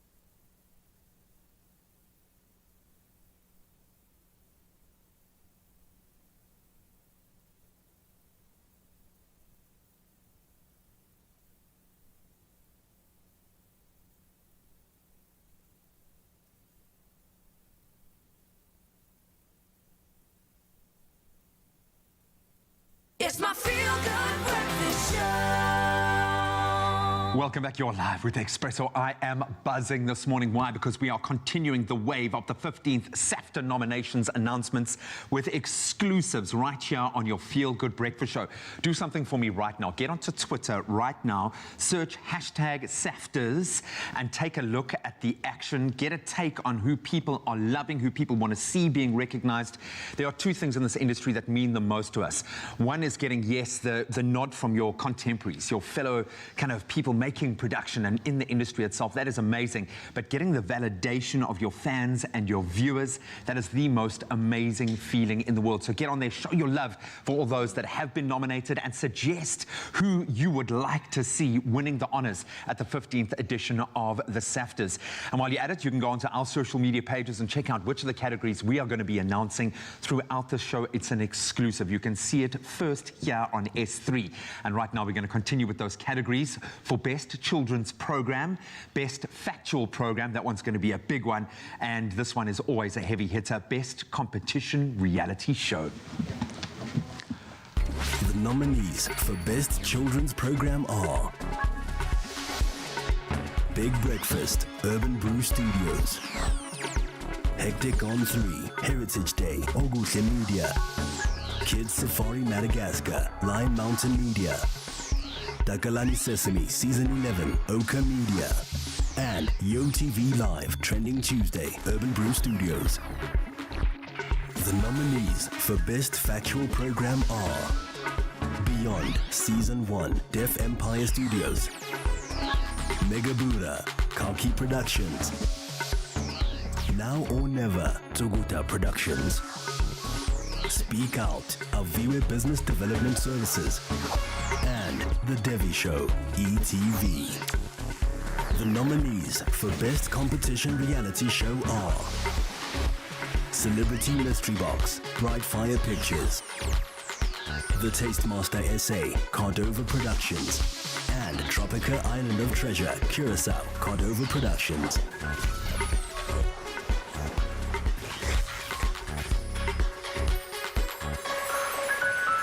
Can I get a resounding round of applause? Oh, that's two shows in our basket that have made it. Congratulations to everyone involved in the Tastemaster SA. In fact, right now, let's connect with one of those that really did drive this project, the executive producer of the Tastemaster SA, Brad Vandenberg, as we congratulate them on their nomination for Best Competition Reality Show. It's an exciting and celebratory morning as we lead the wave of the 15 SAFTAs nominations on your Feel Good Breakfast Show throughout the morning, and now is no different. Now, we just announced the nominees in the best category for Best Competition Reality Show, and we are able to introduce somebody who is the executive producer of Cordova Productions, Bradley Vandenberg. I always wanted to interview this guy. I have been. I mean, there was Ed Sheeran and there was Brad, and I thought Brad would be the preferred choice in this regard. And he's going to be chatting about the nomination of the company show, the Tastemaster SA. So first and foremost, Brad, not only is this an honor for me, but congratulations on the nomination. Yeah, thanks very much. It's a new show. It's the first season, and I think, as you know, working in the company, Cordova is all about finding new talent. Indeed. That's the exciting thing we do, you know. Coming to work and seeing from Top Billing, from Insider, from all the shows we create, Presenter Search, I mean, Expresso itself, how many people on the show that we've found through talent or competitions that we've done like that. And Tastemaster is no different. As you know, they're great chefs. Yes. But there's sometimes not always great TV chefs. So what we wanted to find with the evolution of social media is a bigger pool of people that we could talk to. And food is, you know, I suppose probably one of the most exciting things that we do in the morning. And we wanted to find opportunities for everyday people to get an opportunity to come onto the show. And our sister show, Afternoon Express, to me, is an example of that. So True. Tastemaster is different from other shows because it's testing a whole lot of different elements. I mean, you know, as a host of a show, it's not just about how well can you present and look, and it's about how do you engage with your guests when they come, how do you engage in your own private life, how do you engage with food. So it's a slightly different, because also when you're presenting a picture of food, it's got to speak, I want to eat that. So it's not just about, you can't taste it through Instagram, you can't taste it through the screen. So this show was about getting people, finding people that have the passion to be able to sell food on TV and through social media. And we're excited to get the nomination. So nominated in the category Best Competition Reality Show, and you've put up some tough competitions within a competition show. What I mean by that is that these are lifestyle challenges that you've put on. Not just saying, you know, this is the kitchen, here are your ingredients, let's go, but you've actually put your contestants into the Oranjezicht farm market in order for them to have a store there. I mean, those are real life challenges. So how did that contribute to finding the best foodie for Afternoon Express? When you put people in different environments out of their comfort zone, you get to see how do they sweat outside the kitchen. Oh, they sweat.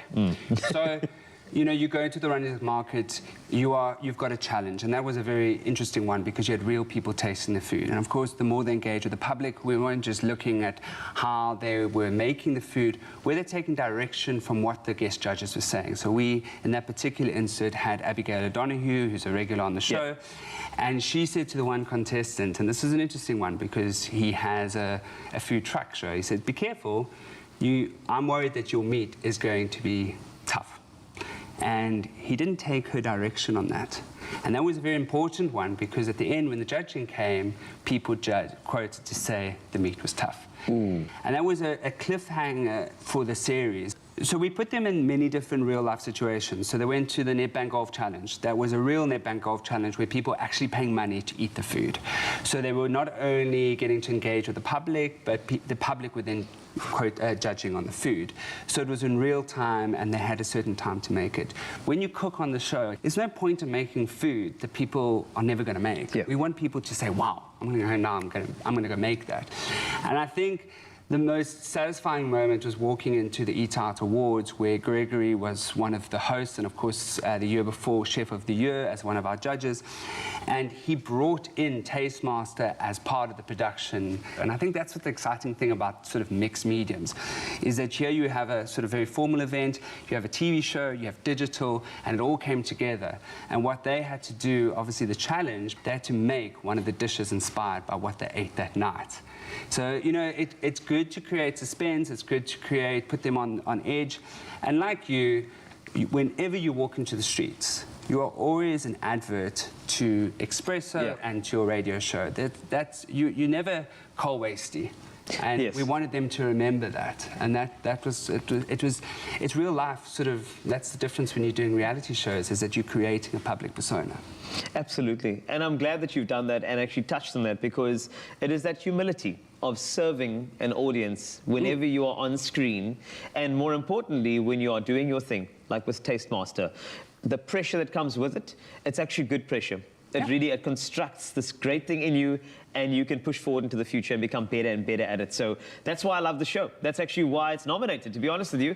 And if I look at the way other awards have picked you guys up as well, there have been a few others, haven't there? We've had 2 international awards, and that, you know, was a huge compliment to begin with. And now to be kind of nominated by a local organization is a really humbling feeling, because at the end of the day, we are creating TV for South Africa, and we're really proud of it. And I think Tumi, who's on Afternoon Express, is testimony of the result of that show. So Tumi has created an amazing following for herself, and she is on, especially with the new format of Afternoon Express, is the shining star. And as the show has evolved, it has gone into a cooking space, and that's just a year after winning that competition. So it's exciting to see where the show's going, and there's some exciting things coming up in the next couple of months. So Tastemaster is not a one-hit wonder, and watch the screen and you'll see more. You're going to see more, and congratulations. You might even see an award very, very soon. Well, there you have it. Thank you so much to Brad. This is why I always wanted to interview him. It's brilliant. This is a salute to the excellence of everybody in South African media, of course, and especially when it comes to TV as well as film. And the 15th SAFTAs award ceremony is on Saturday, the 22nd of May. Graham will always remind you it is his birthday, right here on S3, so you can follow all of the news using the hashtag SAFTAs hashtag, of course. And good luck to Brad and the team, of course, in the Tastemaster essay, as well as all the other nominees, and you'll hear a few more of those right here on your Feel Good Breakfast Show on S3.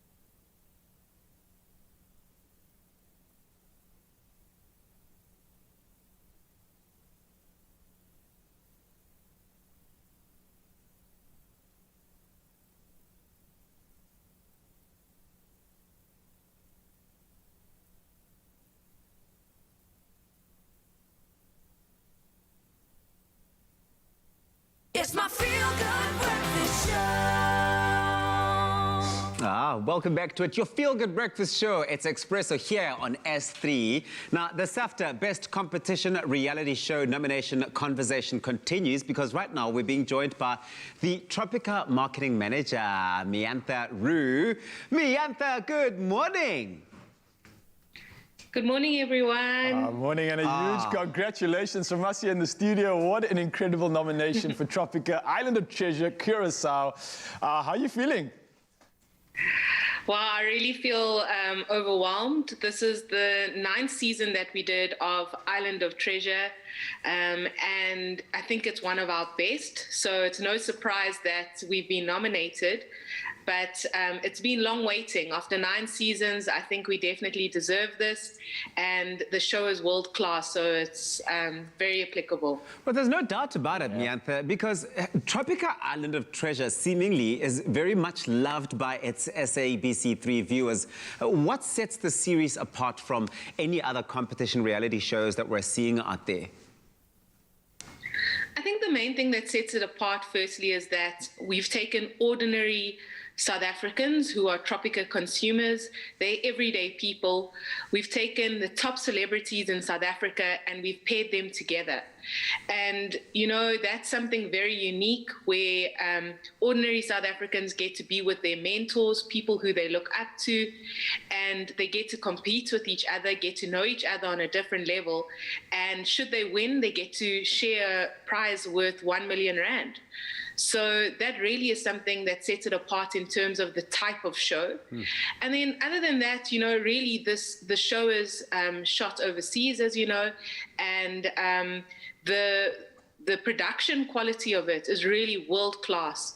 It's better than most of the other shows I've seen in terms of just how we've shot it, the way we've shot it.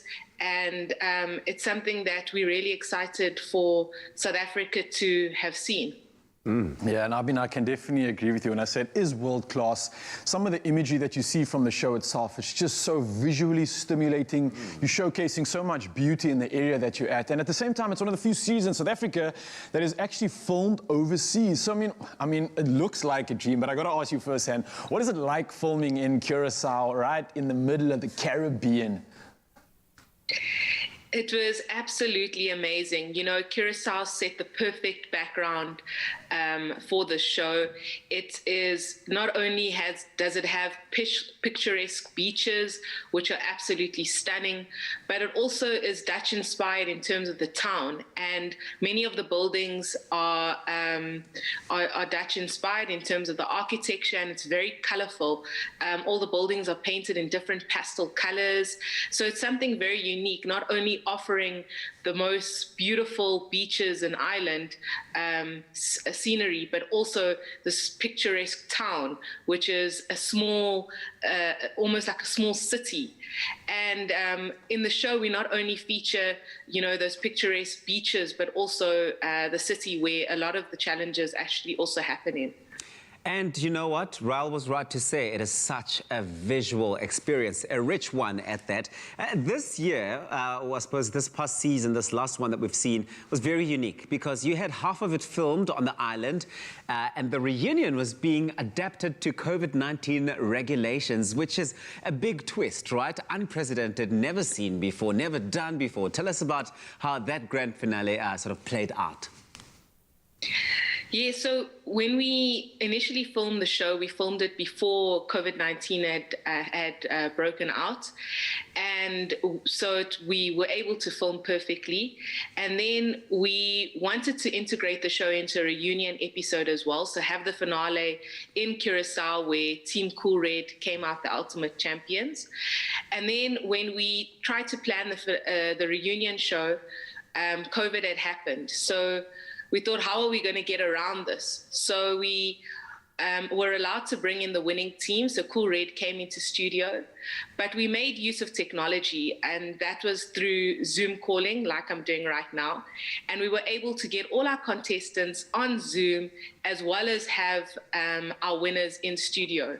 So it was something very unique at the time, but we made the most of what we could do to pull off a really awesome finale. And it was genius because Zoom calls weren't as popular for TV shows to do. So that, honestly, I take my hat off to you guys. It was fantastic, honestly. Definitely. Yeah, Miantha, we can't thank you enough for joining us. And I think from Tabs, myself, everybody in the studio, Mzansi as well, we want to say congratulations to both you and the Cordova production team on this, what has to be an incredible achievement, just hearing everything that you had to go through. And of course, Mzansi, you guys at home need to make sure that you follow all the news and use that hashtag SAFTAs as we celebrate the top South African talent and shows coming up this morning. Yeah, get those tweets through to us. Hashtag SAFTAs 2021. I'm trying to establish, is that the celebratory dance? That is the celebratory dance. The bravery dance? You know what, there has been, it's so exciting to see all the SAFTA nominations. So cool, and I mean, well done to each and every one for being nominated. What an honor. We get to see what goes on behind the scenes. I mean, I was involved in voicing the Tastemaster SA, and it was just so cool to see these careers being born out of that. And of course, Tumi winning a career on Afternoon Express, absolutely amazing. But right now, guys, we digress. Tabiso, I see you've sauntered in here. You look so confident, my friend. Well, because, you know, just wait, buddy. Just wait. They don't call me the Ice King for nothing. Oh, we'll see if those hands are as cold as his heart. Summer is not ready to let go just yet. Or maybe we're not ready to let go of summer. We've got maybe a few glorious days to enjoy in the sunshine. And what better way to celebrate the last warm rays of summer than with a smooth Tropica icy frozen lolly. Now, speaking of icy, today we are going to see who of the presenters can keep their cool, literally the longest in the icy hand challenge. Okay, the bowls might have given it away. Yeah. Zoe's been here working. She's been like one of those deep sea divers, you know, those guys who hold their breath and go. And then she's they been just doing go. breathing exercises. Okay, Wim Hof. I feel like we need to get going because I feel like we might be here a while. Yes, the rules. I think I'm changing my mind. I think I'm going to try. Come on, Ice King. Ice King, put your hands in here. Not yet, okay? I'm going to give you 60 seconds, okay? If you both make it through, then it's a draw. You're going to win it together. But I need 90 seconds. 90 seconds. Okay, so you're giving us the extra 30. Yeah, because you're both hard. So we're sticking our hands in here need to for be 90 fully seconds. submerged. Wow. Like here. Yeah, and the person who keeps it the longest then wins massive kudos and clearly has the higher pain threshold. Are you So I don't know why I'm so do we want to do ready? this to each other, or can we not just... You don't have a choice, buddy. It's written in your contract. It's a proviso. You've got to do it. Okay, Okay, cool. 3, one hand, 2, one hand, or 2 if you're brave. 3, 2, 1, go for it. Get it right in there. Okay, get the right way around it. Go on, come on. You need to put the whole hand in. It's all in. It's all in. Oh, this burns. I don't think I can do 90 seconds. I think you can. There we go. Ah! Come on. How's Zoe? Zoe, explain to me what you're feeling. Okay, it's really burning. It's like, it actually is hot. It feels that the ice is so cold, it's burning. How many seconds have you got to go? I'm feeling in my 50 seconds. fingers. Oh! I can't do it, sorry. Oh, look at that. Ice Queen. Ah! Oh, she's got a warm heart. Hands of ice. Ladies and gentlemen, a big round of applause for the reigning Ice Queen. Oh, this hand's dead. Oh, man. Well done. How do you feel? Wow. Won this coveted title. I really thought I would be able to last longer, but it was really, Do you think really you could have gone the full cold. 90? No, No, it's impossible. I don't think so. I was really thinking of impossible. giving up. I was just waiting for someone else to I think 7 seconds in, I already was I feeling can like... hear the screams Time out. and buddy. Yeah. That is so cold. Yeah. I'm sure you guys at home agree that Zoe is the coolest. Warm heart, freezing cold hands. Let us know on social media which cool presenter can win this icy challenge, hands down. No pun intended. We absolutely love it. Listen up, because you guys stand the chance of winning one of 3 Tropica icy hampers. Not so that you can do this at home. We're not telling you to, but maybe you can. All you have to do is reply to the competition poster on Expresso's Facebook or our Twitter page and tell us which flavor you would most like to try. And don't forget to use that hashtag Tropica Icy. The competition closes on Friday, the 30th of April at 9 a.m. The terms and conditions can be found on expressoshow.com. You guys, you can do it. Okay, so I'm going to have one for the pain, right? Have one. Can I have one? A worthy game show host. I absolutely love this. My hands was like, Can this you one's even not touch this? Yeah, working. surely it's numb. I like to kind of soften mine up a little bit first, and then open the top. Absolutely beautiful. So while you guys contemplate playing this game and whether you could last the full 90 seconds, get onto Twitter, hashtag SAFTAs. It's all going down on Expresso. Some exclusive nominations right here. Don't stray too far.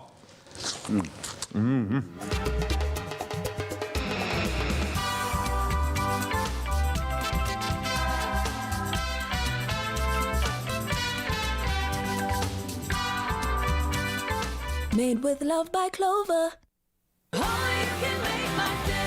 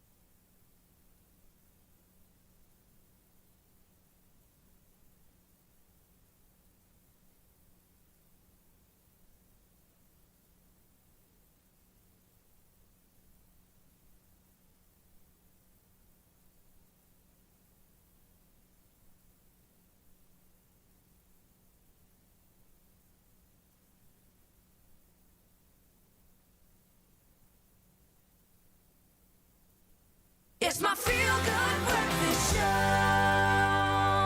Welcome back. We're keeping the energy and all of the excitement all the way up at the top. We're buzzing this morning, continuing the wave of the 15th SAFTAs nominations announcements right here on this very exciting morning on your feel-good breakfast show, Expresso.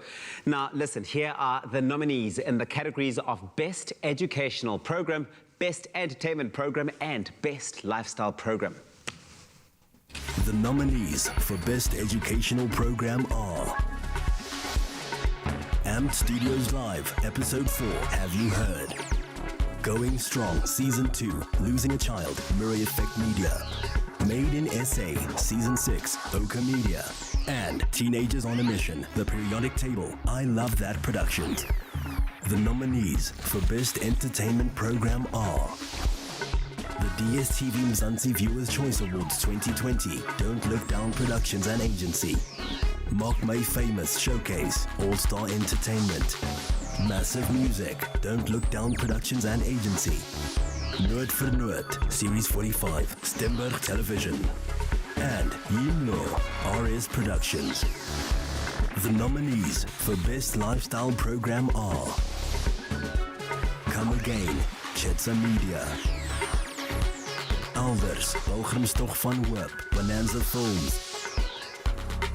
Jan, Brainwave Productions. My Vreemde Vriende, Whippet Films. And The Insider SA, Cordova Productions.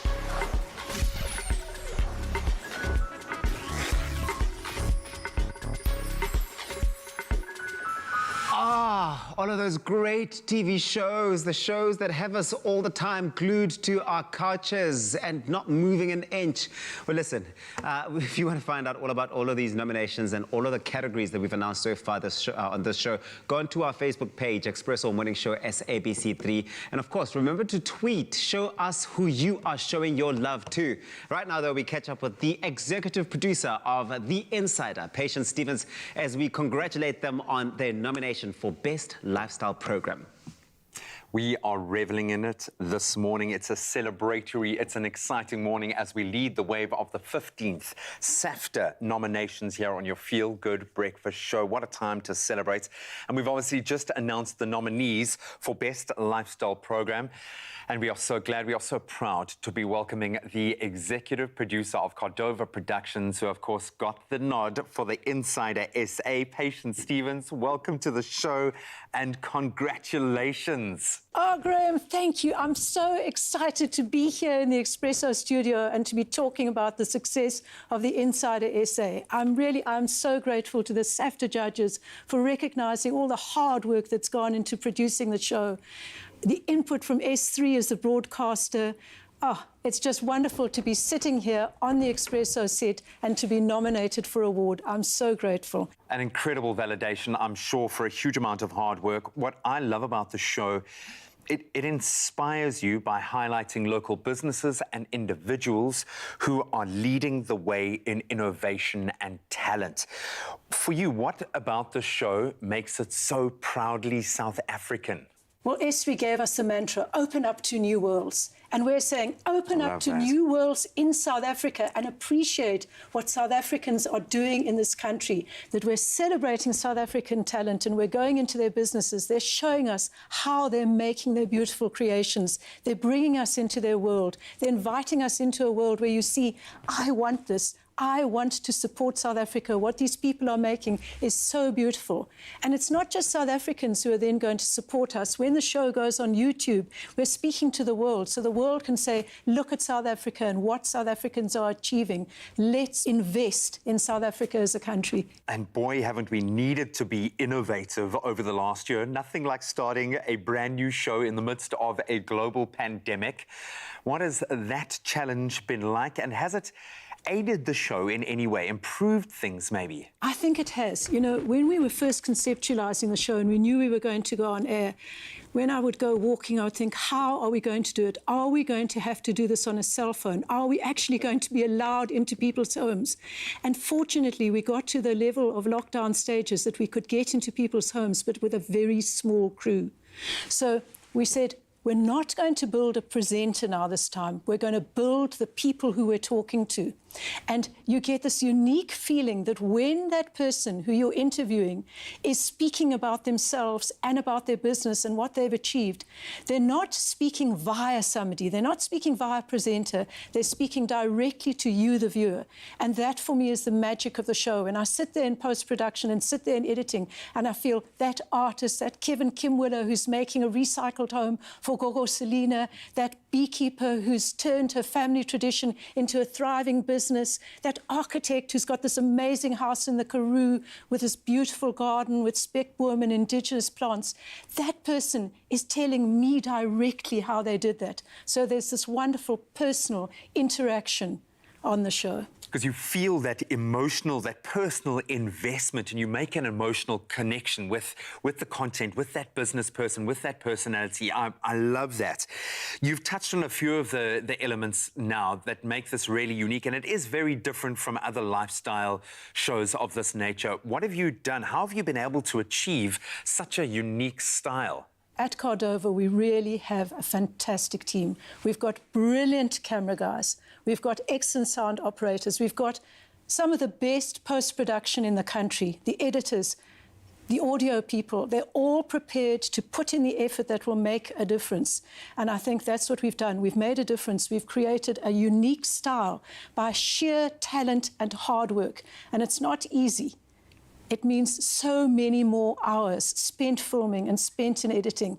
But to get this accolade of actually being nominated, we've been recognized for it. So I'm ecstatic that all the people behind the scenes, there's actually a thank you. Thank you for doing this, and thank you for doing it so well. So I'm very happy. Now we go and win this thing. Come on, Patience. Oh, no. That would be amazing. Congratulations once again. I can speak obviously personally from being behind the scenes, seeing what's gone into creating this, especially in the context of everything that's going on, how much this is deserved. So congratulations to you, and well done to all of the nominees.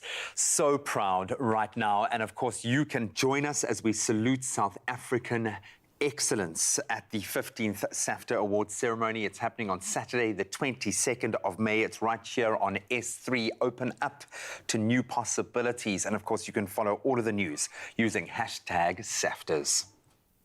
Oh, so I love exciting. It. Some great shows. And The Insider, in particular, stands out for me. I mean, on SABC3, I'm always there, waiting for The Insider, hearing stories.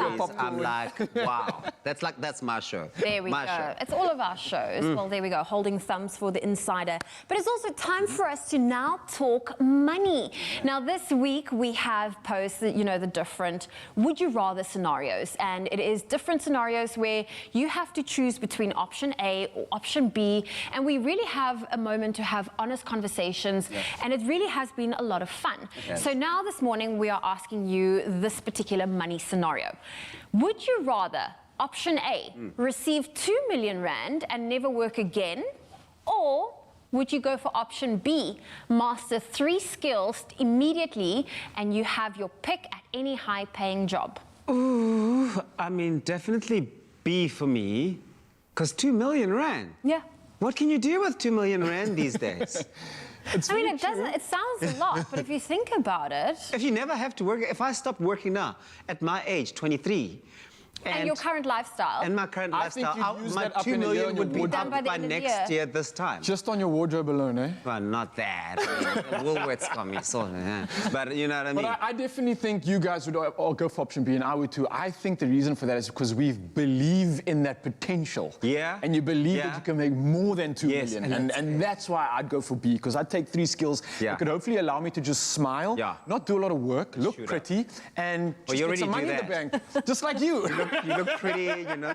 Zoe, you? You know, there's that I would also go with option B. I would rather, you know, work hard, but there's just something that's self-fulfilling, and I think that's where people always say money can't buy you happiness, because if you got your 2 million in the bank and you just sat at home all day and you lived a great lifestyle, it's temporary and you'll never really be self-fulfilled. But also, you're not growing yourself, right? Because the option B is about upskilling and growing yourself and really tapping into other areas of your life where you can really add value not only to your life, but to the world as well. So I think B, to me, sounds like the one. But 2 million would be nice in the bank account. Well, let's see what the people on social media have to say. Apparently, more people are leaning towards, you know... Let's see which options they lean to. Option A or B, we'll know just now. We've got... Shafika Holmes says, good morning. It's a definite B for me, because with skills, I'll get the best job ever. I can still save up to build my own business, buy myself a house, and become rich off my hard-working money. But winning money doesn't last. You gain more friends, and when it's up, no more friends. Sure, what? Real talk. Sure, no, hey. When the dollars are low, the friends are few. Ilse Nkwe says, this is tricky. Learning new skills is good and can give you the potential of a well-earned job. But then working for yourself is even better. I would enjoy having my own company and making my own money, but with a job, your income is secure. So I don't know what to choose. 2 million rand is the worth of my dream house, so that isn't a lot of money. It's so true. So true. Literally, if you bought a house with the 2 mil, you've got nothing to maintain. You can't maintain it. There's no furniture. Because you can't eat the bricks, right, of the house. Well, there we go. So whether you chose option A or B, I think there's a lot we can learn about, you know, from each other, and also challenging our perspectives. It is a very healthy step in the right direction to financial freedom. So look out for tomorrow's Would You Rather question, and we will be back to chat all things cash money.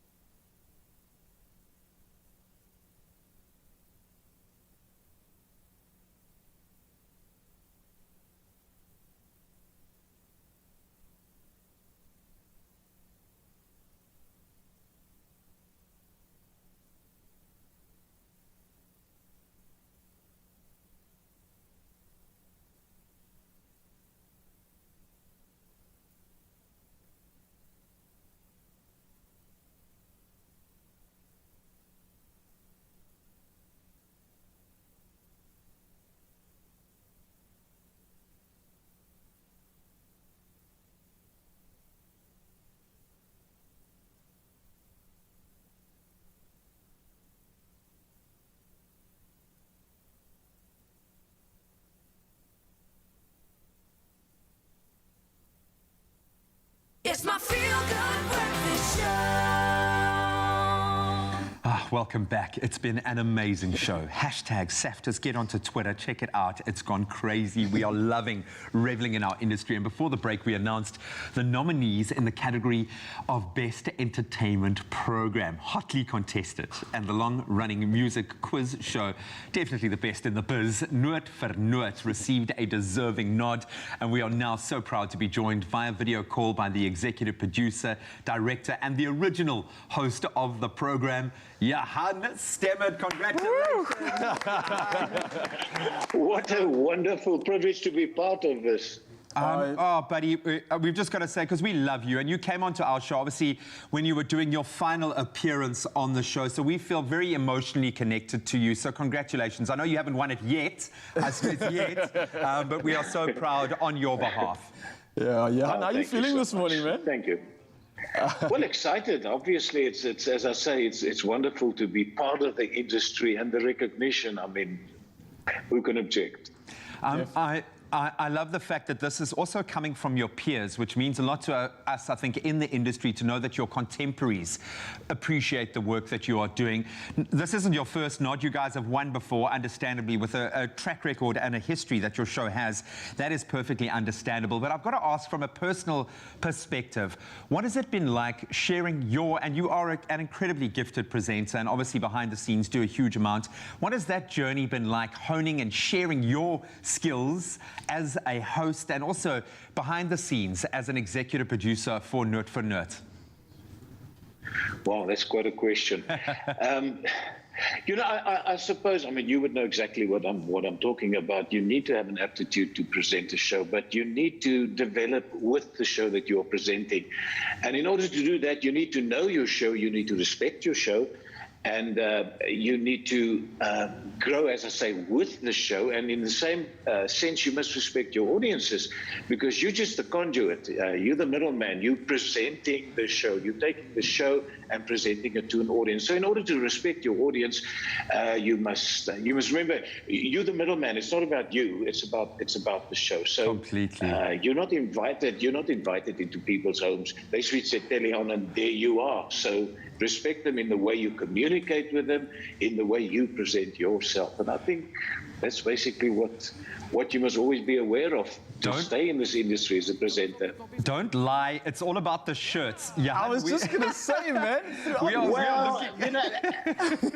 It's debatable. Let's put it this way. It's debatable.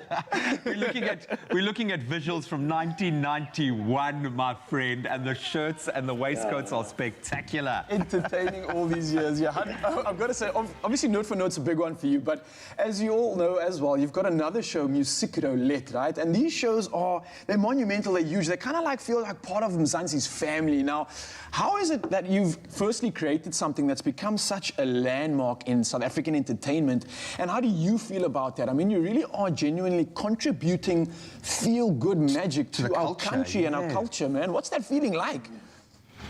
Well, that's very kind of you. Also, everyone to answer, Musiekroulette is doing wonderfully. It's a creation of our creative team, Carl Stemmet, Kim Peterson, Elsa Colling, and Andries Pieter. So we all work together. I like to say that we're a wolf team. Each one contributes to the pack, the wolf pack, and they hunt together.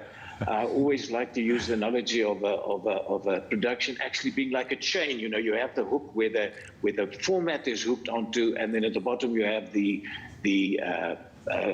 broadcaster, and in between there's the chain with the links, and each link is important. You know, it's the guy that cleans the studio, the presenter, the producer, the director, the set builders, everybody. And one of those links go, the production basically goes. So it is never a one-man show. It is never.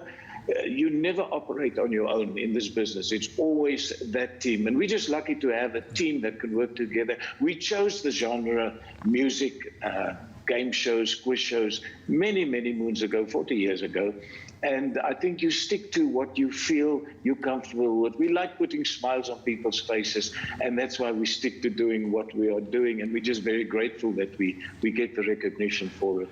You do it well, my friend. And of course, every now and then in the industry, you've also got to reinvent yourself and you've got to take a new direction. And of course, we have seen the hosting duties being taken over by Emo, who is superb in my opinion. But how have your viewers responded to the new direction in the show? Well, it was a wonderful movement because everybody was skeptical in the beginning. Obviously, you've had the same model of this automobile that's been going for 30 years and suddenly you change it. But when you decide you're going to change the model, you can't just change the steering wheel and expect the car to just be as successful as it was. You need to change and reinvent the whole car. And getting somebody like Emo just brought a new charm to the show, a younger audience, a new dynamic. And it just worked like a bomb. And as I say, first season, people were a bit skeptical and they said, now let's see what's going to happen. Yeah, but you know, the moment the second one kicked in, it just flew. It just flew right through the roof.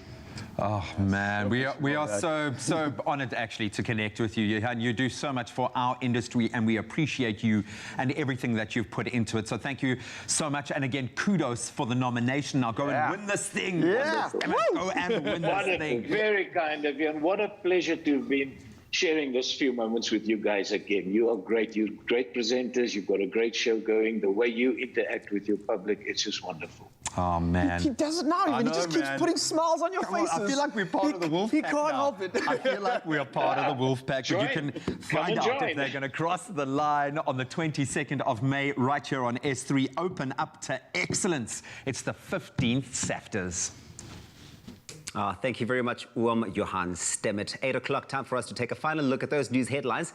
We start off here in South Africa. In an effort to reduce queues and overcrowding at the South African Social Security Agency offices, that's SASSA, the National Department of Social Development has launched an online booking system for disability grants. SASSA, in collaboration with GovChat, have developed an online booking system that will allow people to book for their medical assessments without visiting their local office.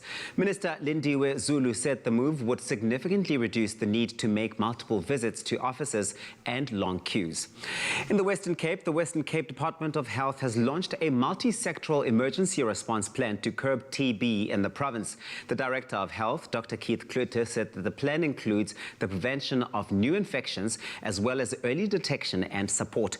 Klute says the fight against COVID-19 has put global efforts to eradicate TB back by 6 to 8 years. He says screening and testing will be done on a large scale.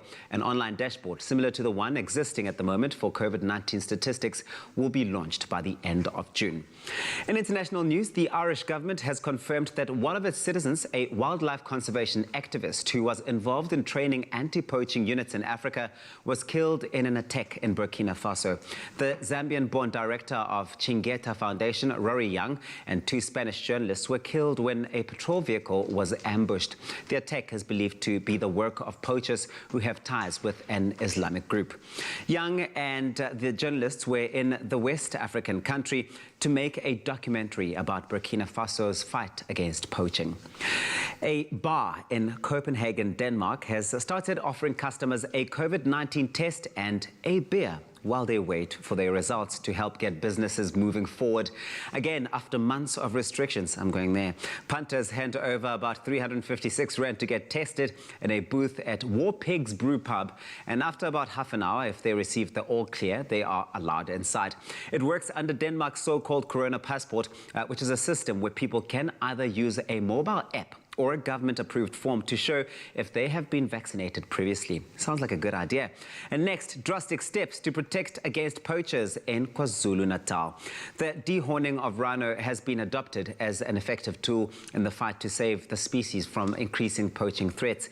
Now, part of the population of white rhino at Ezemvelo KZN Wildlife has of late been included in a mass dehorning operation which will hopefully deter poachers from entering the area. Ezemvelo KZN Wildlife, in an operation funded and supported by conservation NGO Wildlife Act, or ACT, has dehorned many of the white rhino in Spioenpoek Nature Reserve in KwaZulu-Natal, making it one of the largest rhino dehorning operations in the province. Now, dehorning has proven effective when used in small populations and in conjunction with strong law enforcement. Eric Malaba officer in charge of the Spionkop Nature Reserve said dehorning was one way to deter the poaching threat. But he said funding was desperately needed. Mlaba added, and I quote, "These rhino will all need to be dehorned again in about 2 years' time. We are hugely appreciative of the contribution from the Wildlife ACT, without whose support this work would not have been possible." And that's where we leave it for this morning. Here's Graham with a look at the world of sport.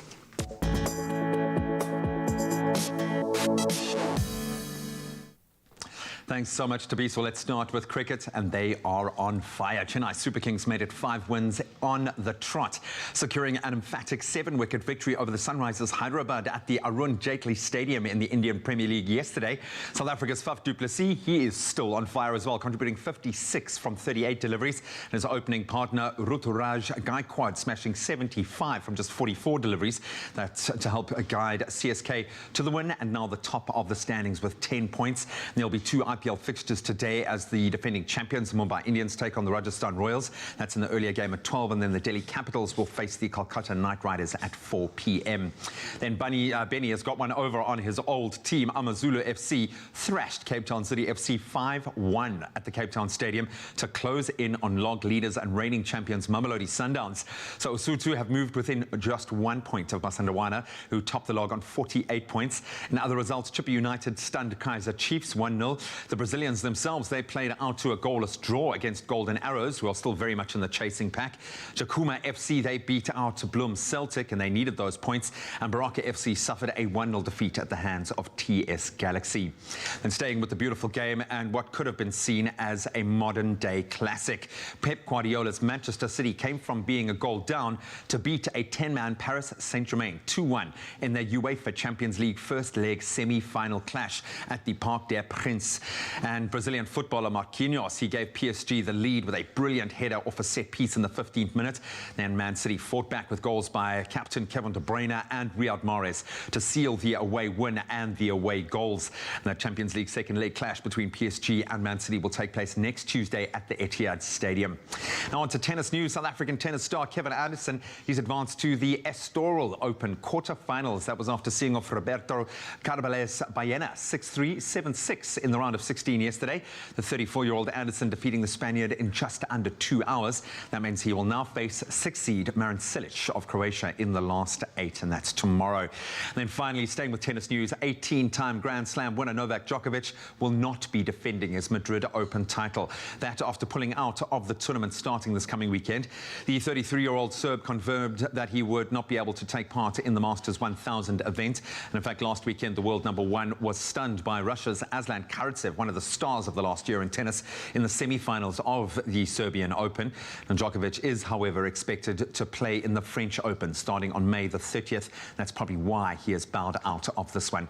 Well, that's a wrap of your sport for this morning. Let's go on and last look at some of your beautiful sunrise pictures.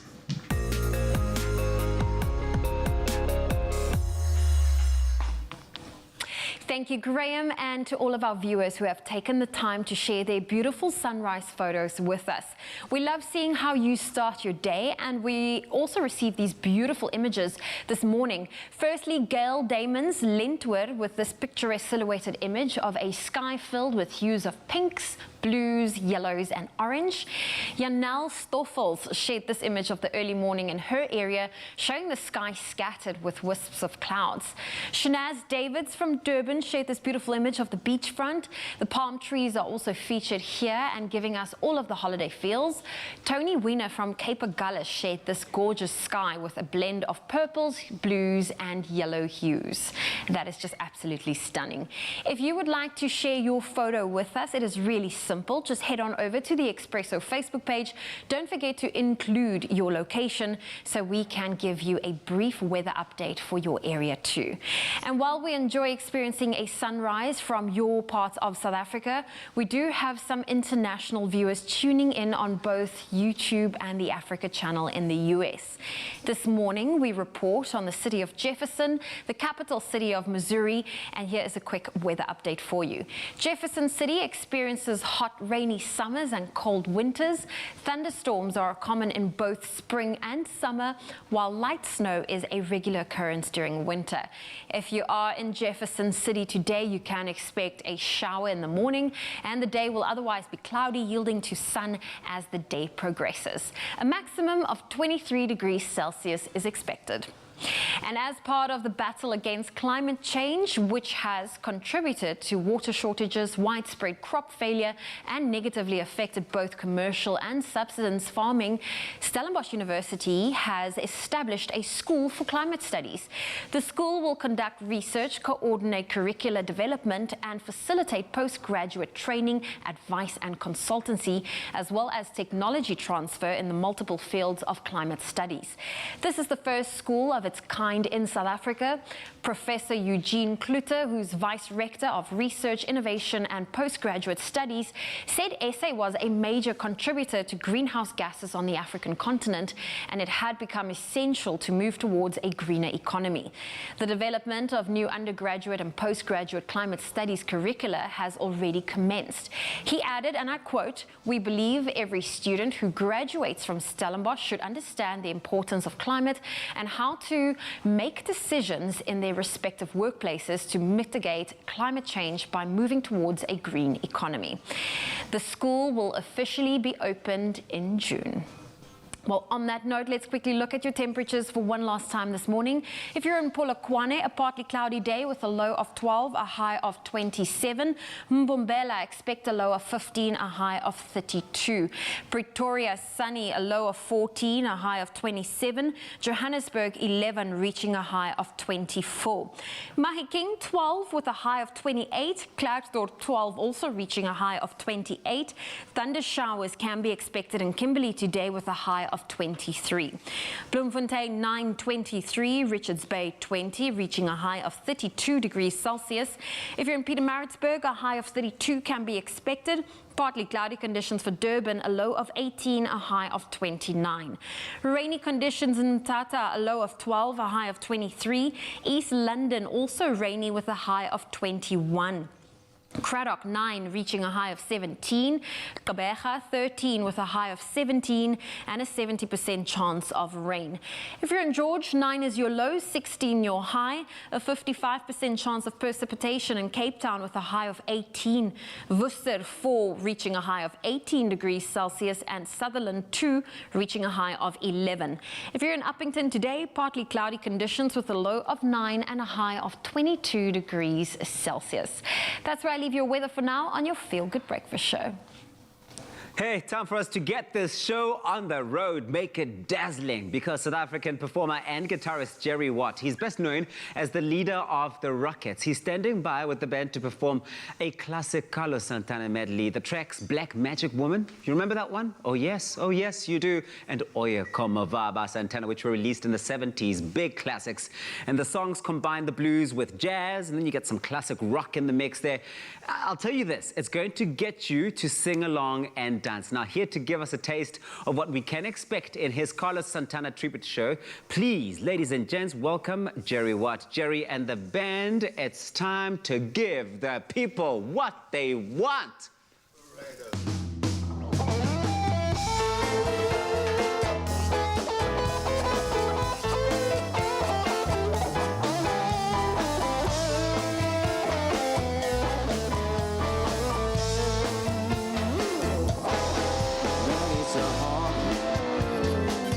Seven inches from the midday sun. Well, I hear you whisper and the words melt everyone, but you stay so cool. My Mona Quita, my Spanish Harlem Mona Lisa. You're my reason for reason to step in my door. And if you say this life ain't good, I will give my world to lift you up. I will change my life to better suit your mood,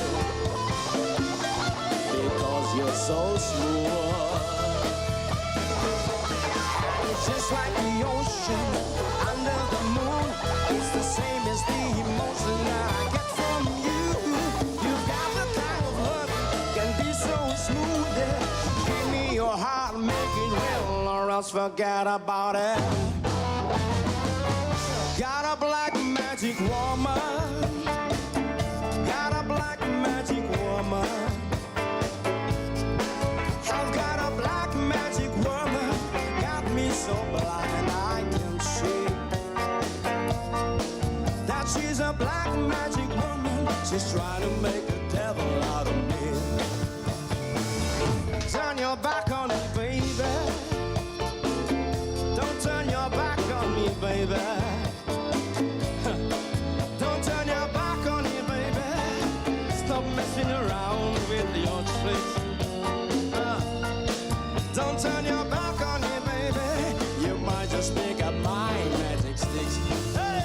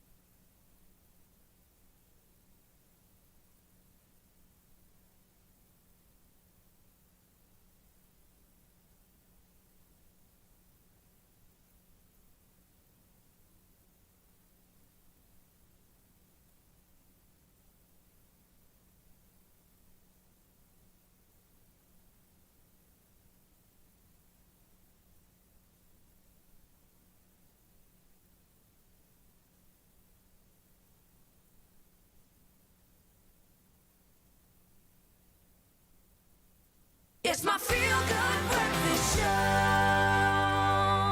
Welcome back. You are live with Expresso as we celebrate South African excellence with the 15th edition of the SAFTAs, exclusively revealing some of the nominations in some of the categories today live on the show. You can go to our social media pages to find out which of those categories we have covered and are going to cover. Still such a proud moment for our industry, and we couldn't be happier to be bringing you some really, really amazing nominations this year, and we're going to continue on that trend right now.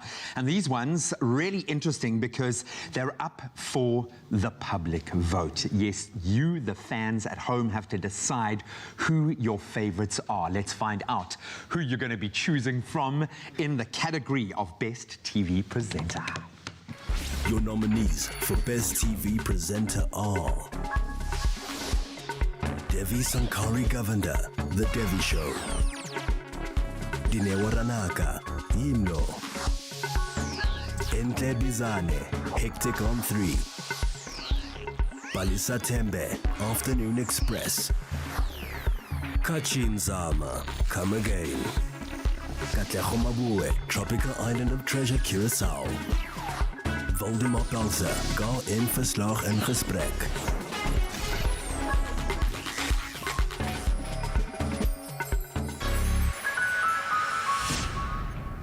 Oh, man, that makes me happy. Congratulations, Kat. Congratulations, Pali. You guys at home have the opportunity to get your votes in, and make sure you tune into Expresso tomorrow as we chat to Pali about this incredible nod, something so special. And of course, you can catch the SAFTAs live on S3 on the 22nd of May. But get onto Twitter right now. Have a look at who's talking about who. And maybe you can start creating a bit of campaign behind the person that you want to see win that golden horn. It is one of the biggest ones, really, because this is public voting. And that means that everybody at home gets the chance to really put their mark on there and say who they're rooting for and want to take this coveted award for Best TV Presenter. Now, of course, the announcement of the nominees, Best TV Presenter, is particularly exciting for us as the Cordova family, because the presenter for our sister show, Afternoon Express, and the ever-bubbly Palesa Tembe has been nominated! Oh, yes! Yeah. Oh, yes! Congratulations, Pali, on your very first SAFTA nomination! Pali, you there? Are you there? Congratulations on your SAFTA nomination! What category? Best TV Presenter, homegirl! Best TV Presenter! Yes! Yes, Pali, how are you feeling, girl? How are you feeling? This is huge! I can't breathe. Are you serious? Yeah, this is not a joke. It's not a prank. It's the end of April. I promise you, it's happening. My mind even froze in that moment. I was like, wait, are they talking to me? Guys, thank you so much. Oh, this is absolutely fantastic. Well, I'm not going to ask you how you're feeling about being nominated for this one, because, I mean, we can all evidently see how you're feeling. But we know that your journey as a professional TV presenter started through the Presenter Search on 3 journey, and that TV show obviously placed you on this platform. What are some of the key lessons from that experience, and I think from hosting the show, Afternoon Express, that have led you to this nomination? I think more than anything, and I know this sounds like a cop-out and everyone's just like, yeah, everybody says that. But I really went on a journey of just figuring out who Palesa is. And I think that that really is what led me. The more I sunk into who I am and asking the questions that I know, not only I want to know the answers to, but I feel like my audiences want to know the answers to. I think that that just really made me feel like, okay, I'm doing this, you know, I'm comfortable in this role. And then it allowed me to own it. And now I'm here, guys, it even feels like a movie. I'm dying. Yeah, well, Pali, I mean, it's so deserved, of course. Now, you've grown so much. From the day Tubbs and I got to meet you at the start of the Presenter Search, which you all did together, I got to meet such a raw, beautiful human being. And I think right throughout your journey, you've stayed that way and you've given yourself to Mzansi. And I see it in the shows that you're hosting, especially the Afternoon Express. And with so many things that you've done throughout that show, what have been some of the highlights for you? Yeah. I mean, how much time do we have? I think my very first highlight has to be, I think it was my first week on Afternoon Express, and we had an interview with Drew Hill. I had Cisco right next to me, the members of Drew Hill on the couch, you know, I was sandwiched by the best of the best internationally. And I think that it's those opportunities that I keep getting presented with and being able to take them and run with them, I think for me is everything. I mean, during this year, in fact, I interviewed Zuri Hall from E, and I feel like she was just iconic as well. So I think it's these small, beautiful nuggets and small, beautiful moments, being able to not only connect with South Africa's favorites, but also just international favorites, people that are making waves on a global, kind of scale. And I love that. I love that about our shows, being able to really connect. And I think not only interviewing the best of the best, but I really think being able to get their stories across in the most meaningful and the most beautiful ways. And you continue to do that on Afternoon Express. The format is changing on Afternoon Express. So many changes going on there. What are you most looking forward to from viewers enjoying the wonderful way in which the show gets to explore food ingredients? What's so exciting about the new, not only time slots, Tuesdays, Thursdays, 5:30 p.m. with repeats on Saturdays, it's not only just the new time slot, but the entire new format. We've truly taken on being a masterclass and taking our viewers on a journey of discovery. And I think that that's what's been so crucial right now. Being able to learn with the viewers hand in hand, you know what I mean? I'm not being just this I-know-it-all kind of person, but being able to stand next to the culinary greats. I mean, we're having such a huge, strong focus on food, the foodies, getting involved in the kitchen, and not only in the kitchen, but the sustainable farming and sustainable practices that we're seeing happening throughout our country. I think that that's also very, very important to highlight. There's a whole emphasis on going green, and that's also what I love about our masterclasses. We're meeting the farmers who are planting these vegetables and these fruits. We're finding out about them, and not only are we finding out about them, but we get to eat them. I mean, who doesn't want to go to work and eat? Right. Definitely can't blame me. But Pali, you've been like a sister to us, and I think Tabiso, myself, and everybody else in the Kadoma family is so proud of you. We know you're going to do well. We can't wait to find out what that final result is. But man, I just can't say enough. Congratulations and well done. Indeed, we're crossing fingers. You must go out there and win it, Pali. Congratulations once again to Palesa Tembe of Afternoon Express in the category. So blessed. Oh, I'm so blessed. God is so good. Thank you guys so much. You guys were there in the beginning and you're there now. Thank you for this message and this news. Fantastic. Well, listen, tune in to your Feel Good Breakfast show, Expresso, tomorrow, right here between 6 and 9, because we'll then tell you at home how you can show your love and your support to Pali by voting for her. Well done, Pali. We are so proud. What a little superstar. And we'll certainly keep you posted on all of those voting details. But right now, let's focus on fashion. And of course, if 2020 was the year of wearing sweatpants and hoodies at home in lockdown, 2021 is about taking that gorgeous loungewear, that influence, and wearing it on the outside. 100%. Be free. Our fashion and beauty editor, Nox Mafu, is here to share some of those latest trends. And man, things are cooking. Cooking and comfortable. Yeah. All right, which is the most sure. important thing. And I think loungewear is all about that. So, first of all, maybe start with a definition. What is loungewear?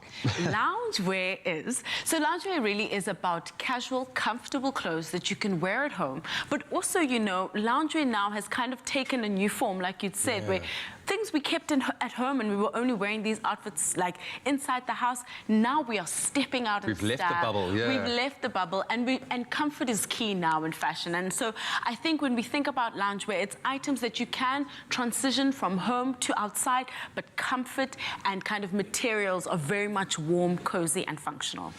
Staple items. What stands out in the loungewear Well, sphere? I think Woolworths has really jumped in here and really helped us get super embraced comfortable. it, yeah. Honestly. So we've got the sweatpants coming in. So those are the kind of the key items here. You'll get the sweatpants, you'll get your hoodies, you'll get your kind of Sherpa jackets, which are kind of, your items here, always soft to the touch. These really cozy, really furry items that we can wear. And that's actually quite chic. Quite chic, I say. And the colors are really great, which I'm really enjoying. We've got obviously your knitwear coming in here, but much more your softer apparel that's coming in there. So cozy and comfort. It feels like a hug every single time you Yeah, get but these dressed. are also, dare I say, high fashion items, but these are pieces that you can dress up. 100%. You really can. I mean, look at this kind of jacket over here. We're seeing, that trend over here with that Sherpa jacket coming in, but the puffer, which we spoke about a lot, So the trends Nice are coming. fitted silhouette. Exactly. So it's about sweats, your hoodies, your leggings, and then, of course, those standout pieces, as your knitwear items and also your sherpa. I need to see it to be believed. Honestly, can we bring in our model, absolutely. our fashion schmodel? Our schmodel. Thank you. So, schmodel your way in. I mean, literally for me, has the best elements of kind of the casual element, which we have in the sweat and the sweatpants. So that's kind of the base of the outfit. But now she has to go out. So we decided to add a bit more of a luxurious kind of jersey on it, which is quite soft to the touch. And a zebra print is really all the rage right now. Oh, really? Okay. Yeah. So your leopard prints, your zebra prints, those are all kind of coming in there. So we're seeing that influence in the top, and then we pair it with some beautiful, comfortable boots that will ensure she is warm, but also... Yeah, and she can do anything. Exactly. She can tackle absolutely anything on her day. She is an empowered, powerful. Can I tell you, this has always been my style. I'm just glad it's finally a fashion trend. People are catching up. Yeah, This the is world has thing. caught up to you. I know. Exactly. So it's very much about function first, comfort also. And I love the colors that are coming in. You'll find that the nudes are really popular at the moment, your light greens, and we can see that pastel coming in over here too. Yeah, so the muted colours are cool, and then, like you say, you introduce a little leopard print, a little bit of, monochrome zebra. Awesome. Yes. What does Mama want? What's good enough for Mama? What's good enough for Mom? Now, Mom needs to be comfy, guys. She's running around everyone, taking care of them, and this is where sleepwear for me is the win, right? So if you look over here, I think these are such beautiful pieces for Mom because she does deserve the break.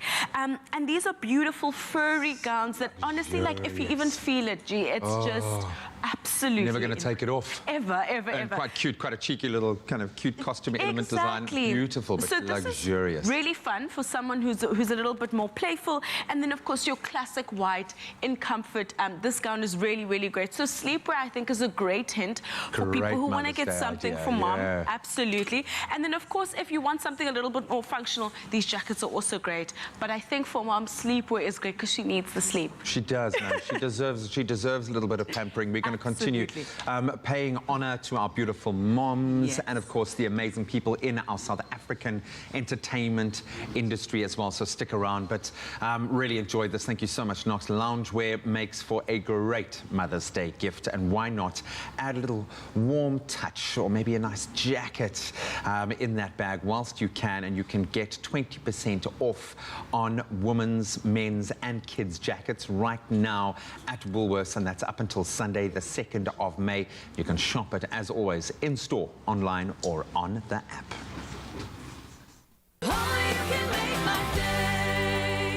Indulge your desires. Be swept away by the fragrance of descent.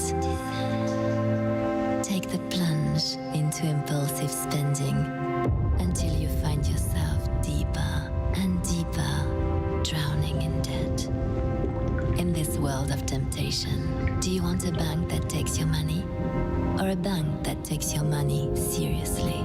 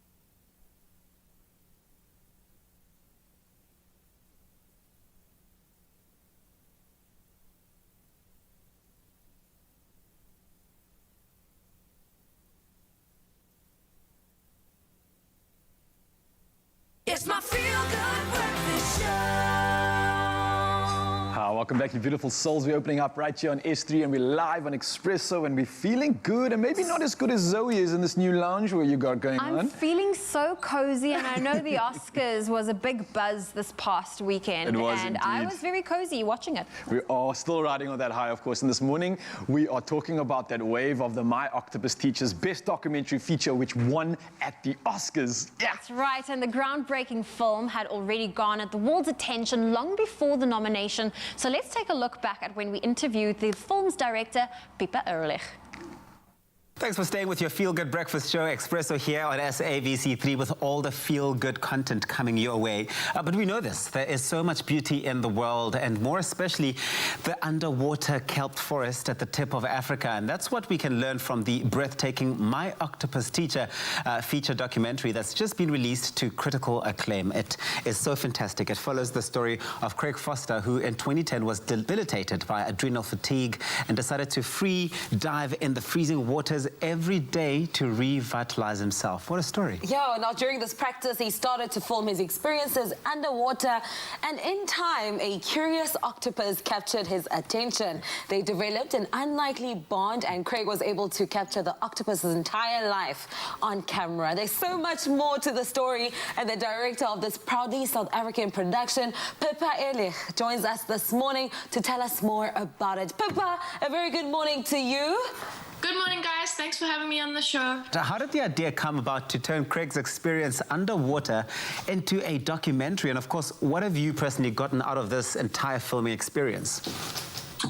Well, the idea to turn it into a documentary I think it was something where Craig had not made a film for almost 8 years because he was burnt out after working very hard for a long time. And then he fell in love with this incredible ecosystem. And for a while, he realized that he kind of got his filmmaker's passion back. But he didn't know what story he wanted to tell. And at the same time, he'd been having this incredible experience with this octopus who he followed for a year. And he was looking at all sorts of stories, but then at some point, a light just went on in his head, and he realized that what he had with this octopus was so, so special. And by miracle, even though he didn't realize he was going to make a film at the time, he'd managed to capture so much of what they had gone through together. And what's your takeaway from this entire experience, the filming of this documentary? This has been the most enormous privilege for me.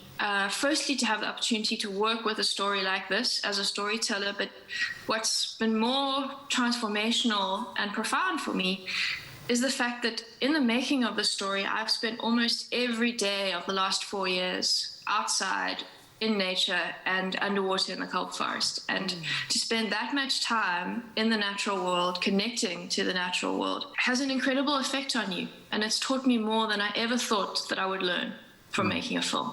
This is absolutely fantastic, Pippa. I know that you also hope that the documentary will contribute to the global campaign to protect 30% of our oceans by 30 by 30. Can you tell us more about the message that you're hoping to get across through this film? What's very, very important at the moment is to understand that the ocean, in fact, the natural world, is our life support system as human beings. We cannot survive as a species unless we start to look after the natural world that keeps us going. And biodiversity, which is the kind of community of animals and plants that we share the world with, is really the immune system of our planet.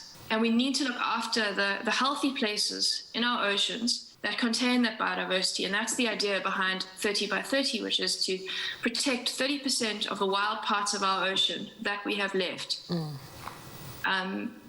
And ensure that those act like kind of savings accounts for future generations of human beings. And it's so important to have these conversations because protecting our oceans or nature in general is not just a one-sided thing. It involves every single one of us to do our bit in our personal capacities. Yeah. But Pippa, back to the documentary, diving in the freezing kelp forests and recording an animal's full life is not easy, I can imagine. What are some of the challenges, you were met with while you were in this process? So the first challenge that I had to deal with personally is the fact that This is truly experiential filmmaking, and Craig wanted to make the film without scuba gear and without wetsuits. The first thing I had to do if I wanted to be involved was actually adapt my body to be able to dive in the Atlantic, which can be, 8-10 degrees at times. Ooh, wow. Without wearing a wetsuit. And that process took more than 6 months. Well, this is incredible, and it's such a groundbreaking process that you've gone through here. But we know that the film's done so well already, going and receiving 8 nominations for the renowned Jackson Wild Media Award. More than any other film. Yes, a round of applause between myself, Kuhle, and the cameraman. But we know that you also won Best Feature at FX. You're just really ticking off all those lists. How does it feel to have this level of recognition and the positive response that the film has gotten? It feels amazing. Yeah. It also feels completely overwhelming, especially this is my first feature film. I could never have hoped to have received this kind of response from festivals like Wildscreen and Jackson Wild and EarthX. Obviously, it feels really, really good that other professionals are recognizing the value of what we've created. But I think what's more powerful for me is hearing the emotional response that people have to the story and hearing people say things like, we need to really think about why we think that we're above nature as human beings and start reassessing our relationship with the natural world and our value systems when it comes to nature. Oh, I love it. I absolutely love it. Well done. Congratulations, Pippa. This is beautiful to you and your entire team who've put in so much work, so much hours, so much time, but really at the core of it, so much passion to bringing this to life in such a beautiful way. Thank you. Thank you. And it was a huge team that made this film, and really amazing post-production team in Cape Town called The Refinery, amazing composer called Kevin Smuts, an amazing international team as well, and also amazing that Craig could share his story with such vulnerability and authenticity. So thank you, everyone who was involved as well.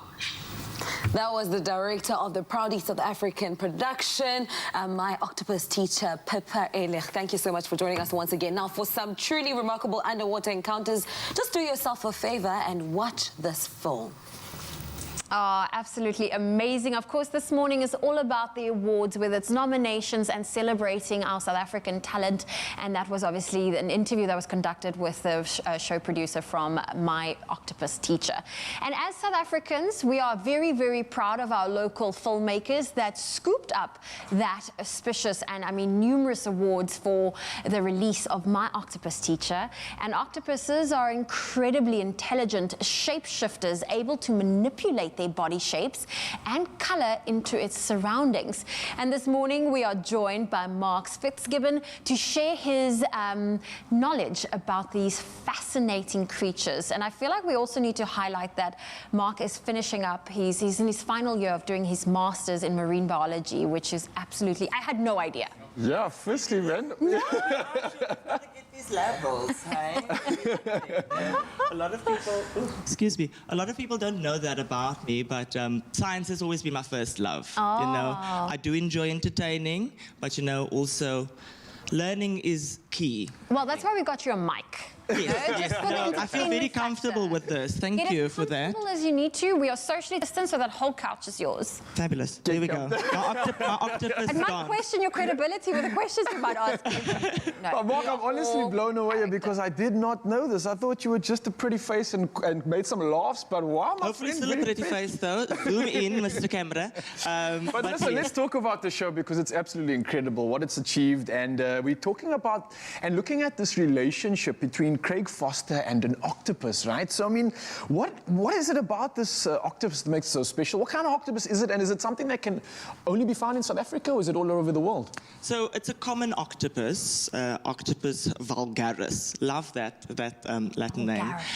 And like the name suggests, it's quite common. So it's a cosmopolitan species. You can find it all over the world. They like colder waters, though, so if you find them in tropical waters, they'll be a bit deeper. But yeah, very common off the South African coastline. But they're not vulgar in their name, as the name suggests. Well, maybe. Don't speak octopus. We might have to ask Craig about that one. But yeah, they're quite common. Okay. I like that. And I had no idea that they are shapeshifters and they can change to the environment. element, the color, their shape. What is it in an octopus's biology that allows them to do that? So they are mollusks, and most mollusks have these hard shells that can protect themselves, but the octopus doesn't have that hard shell. So what they've adapted to is having these massive brains, so intelligent that they can camouflage, hide away from predators as their main form of defense. Yeah. So they also have these really cool cells called chromatophores, which are the pigment-changing cells inside of their skin, and it's actually quite fascinating, instantaneous. They can change their color to their surroundings. And at work, I work at the aquarium, of course, we can see this happen. They can go onto a rock that's purple or brown, and within a second they just blend straight into that rock, which is, I think, so fascinating. It is incredible, man. And the fact that they're not only using these inherent skills, but like you said, they have this massive brain. And from the show that I actually saw, I noticed one of the octopuses actually creating its own shell. Yeah. I mean, you say it's a mollusk. Is that going back to roots, or is that just like ingenuity? It's that ingenuity, that intelligence. They use other objects that they can find to make their own shells. And when they can't find shells, they find little nooks and crannies. If you go free diving out in Simonstown or wherever you can find them, you actually have to look inside these like little caverns, and you might actually see that little eye of the octopus peering. Wow. It's actually amazing to see. Stay into a dark hole in the ocean looking for, wow. Yes. It's great. You should go do it. I'm sure you'd love it. Well, Mark is not going anywhere. We are diving into the wild and, of course, continuing and talking all things around the octopus after, you know, the award-winning My Octopus Teacher documentary. So Mark Fitzgibbon's not going anywhere, so stay tuned to your Feel Good Breakfast show.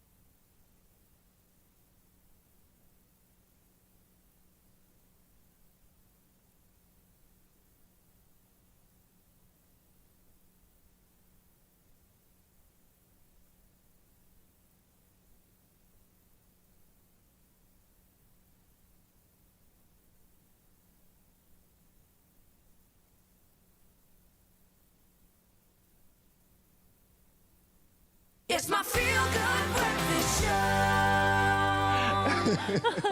Welcome back, you beautiful souls. We're still here on S3 opening up, and we're chilling live right here on Expresso. We're still joined by the legendary, what I am supposed to be saying, I'm definitely surprised by it, but our marine biologist in studio and specialist Mark Fitzgibbon. Sounds great. It does. Rolls off the tongue. It does. Okay. Feels right. So listen, we were chatting about octopuses. I always want to say octopi for some reason, but octopuses early on the show, fascinating creatures, and we just had delved into the world of the ocean. It's a crazy predatory space for an octopus as well, being something that gets hunted, but it also has a diet of its own. I mean, what does an octopus eat, essentially? I know as humans, we're the unfortunate creatures that have to actually prey on it, apart from sharks and other things, but what is in their diet? They love crustaceans. They also love bivalves. Bivalves? Bivalves are those ones with two shells. Oh, so, okay. you know, like mussels and clams those kind of and things. Yeah, and that's actually also one of the uses for those tentacles, which they can actually pull them apart, and then they've got this lovely beak, almost like a parrot's beak, which then can actually sometimes break shells. It's quite a strong beak, beak, and then they get to that meat that's inside there. So they love the invertebrates, but anything that they can find, really. If they find something that's, freshly dead out there that they can, just nab, they'll grab it, pull it back to the cave, have a little, snag. Oh, nice. Now, I'm referencing Finding Nemo now, but when you see an octopus as a character, they always squirt the ink. Does it really happen? They do have an ink. Also, a kind of a defense mechanism that's the last resort. If they can't outsmart their prey, or their predators rather, or they can't hide, then they'll have this like little ink that they squirt out. Obviously, it's a visual deterrent, so whatever is hunting them can't see properly. But also, that ink has a little chemical inside of it that numbs the sense of smell. So, sharks, they've got a very keen sense of smell. So that ink actually numbs the smell, so they actually can't smell where the octopus is anymore, which is actually quite amazing. 2 for 1. You're mentioning so many fascinating things. We've got a beak, we've got 8 tentacles, we've got the ability to create its own camouflage. Yes. On top of this, that doesn't even end there. What I understand about octopuses is that they actually have 3 hearts, am I right? And blue blood. Now, I'm not making this up, right? This is correct. Why on earth do they need so many hearts? Why? A lot of scientists think that they are aliens, which is not true. But I believe why they would think that. Yeah. They do have blue blood. They have a protein that's called hemocyanin. We, of course, have hemoglobin. I'm sure you've heard of that. But hemocyanin is kind of the same, but it's copper-based instead of iron-based like ours.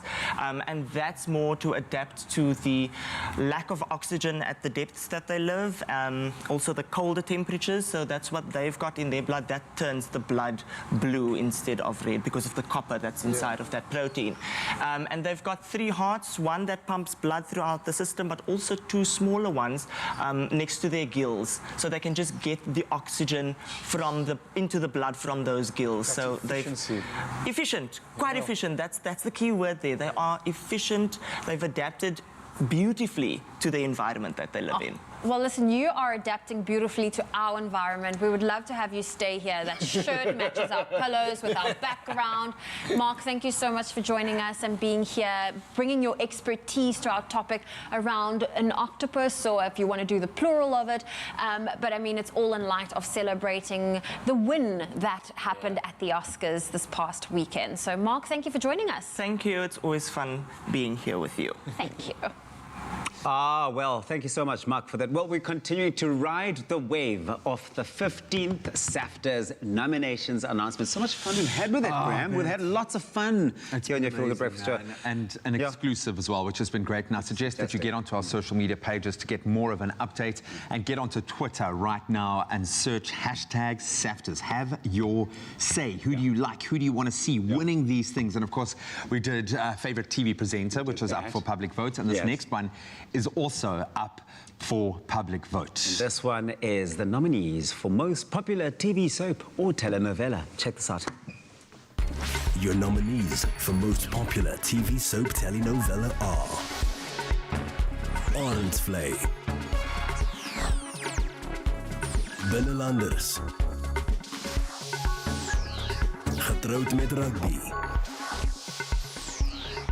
Isono, Imbeu, Isbaya, Gomorra,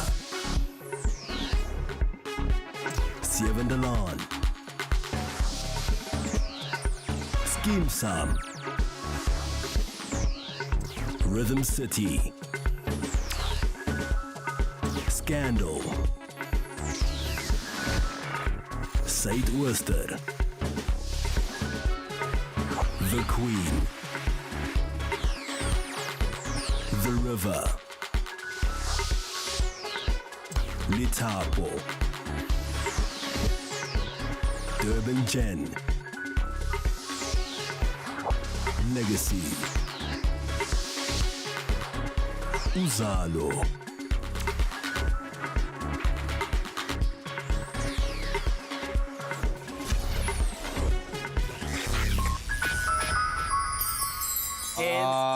Tens.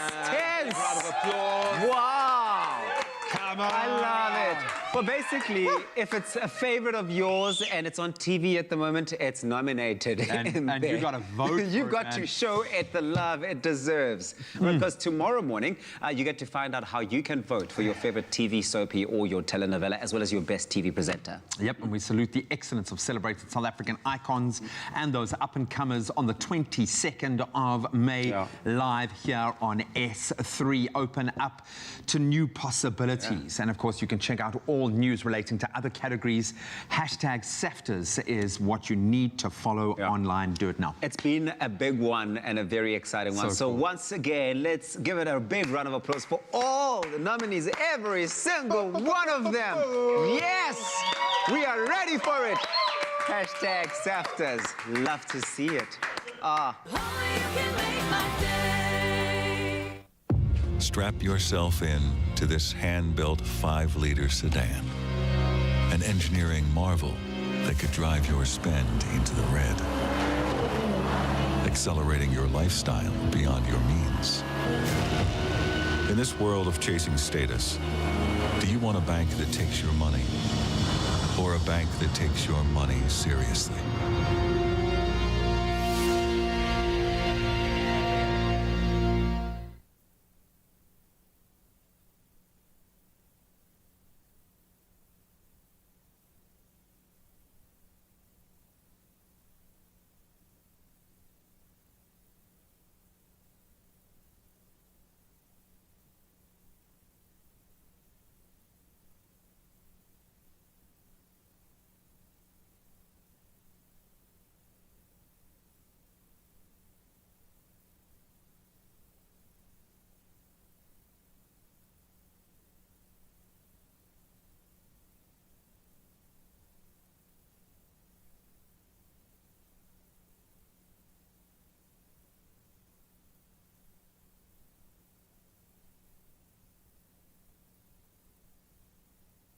So when I hand the jar over, you'll do the juicy gaboo moment, but he doesn't have to taste.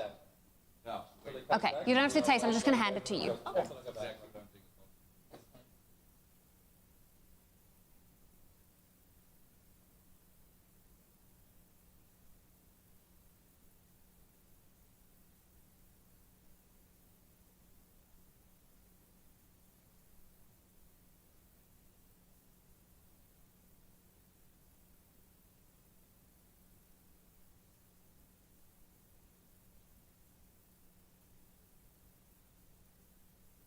It's my feel-good breakfast show.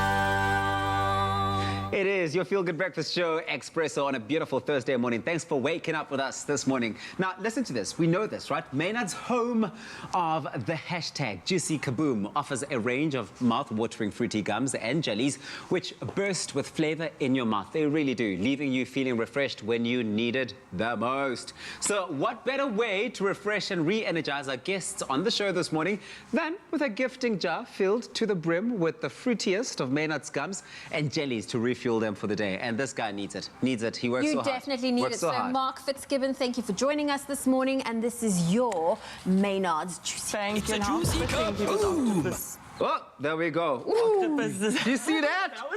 That was interesting. Oh, man. That was a juicy kaboom moment. Well, listen, it's been such a fantastic morning, but of course we've got a fantastic performance just to seal the deal. Ralda morning, what's happening, my boy? Oh, we got magic happening right here, Tapiso. Now, Jerry and the band have been performing with us and entertaining the entire world and the rest of Mzansi this morning. And we've got one more performance for you for them to close out the show. And this is from Santana's greatest hits. It's called Europa. And Jerry's going to be showing us all his skills on the guitar. So without further ado, ladies and gentlemen, let's take it away with Europa.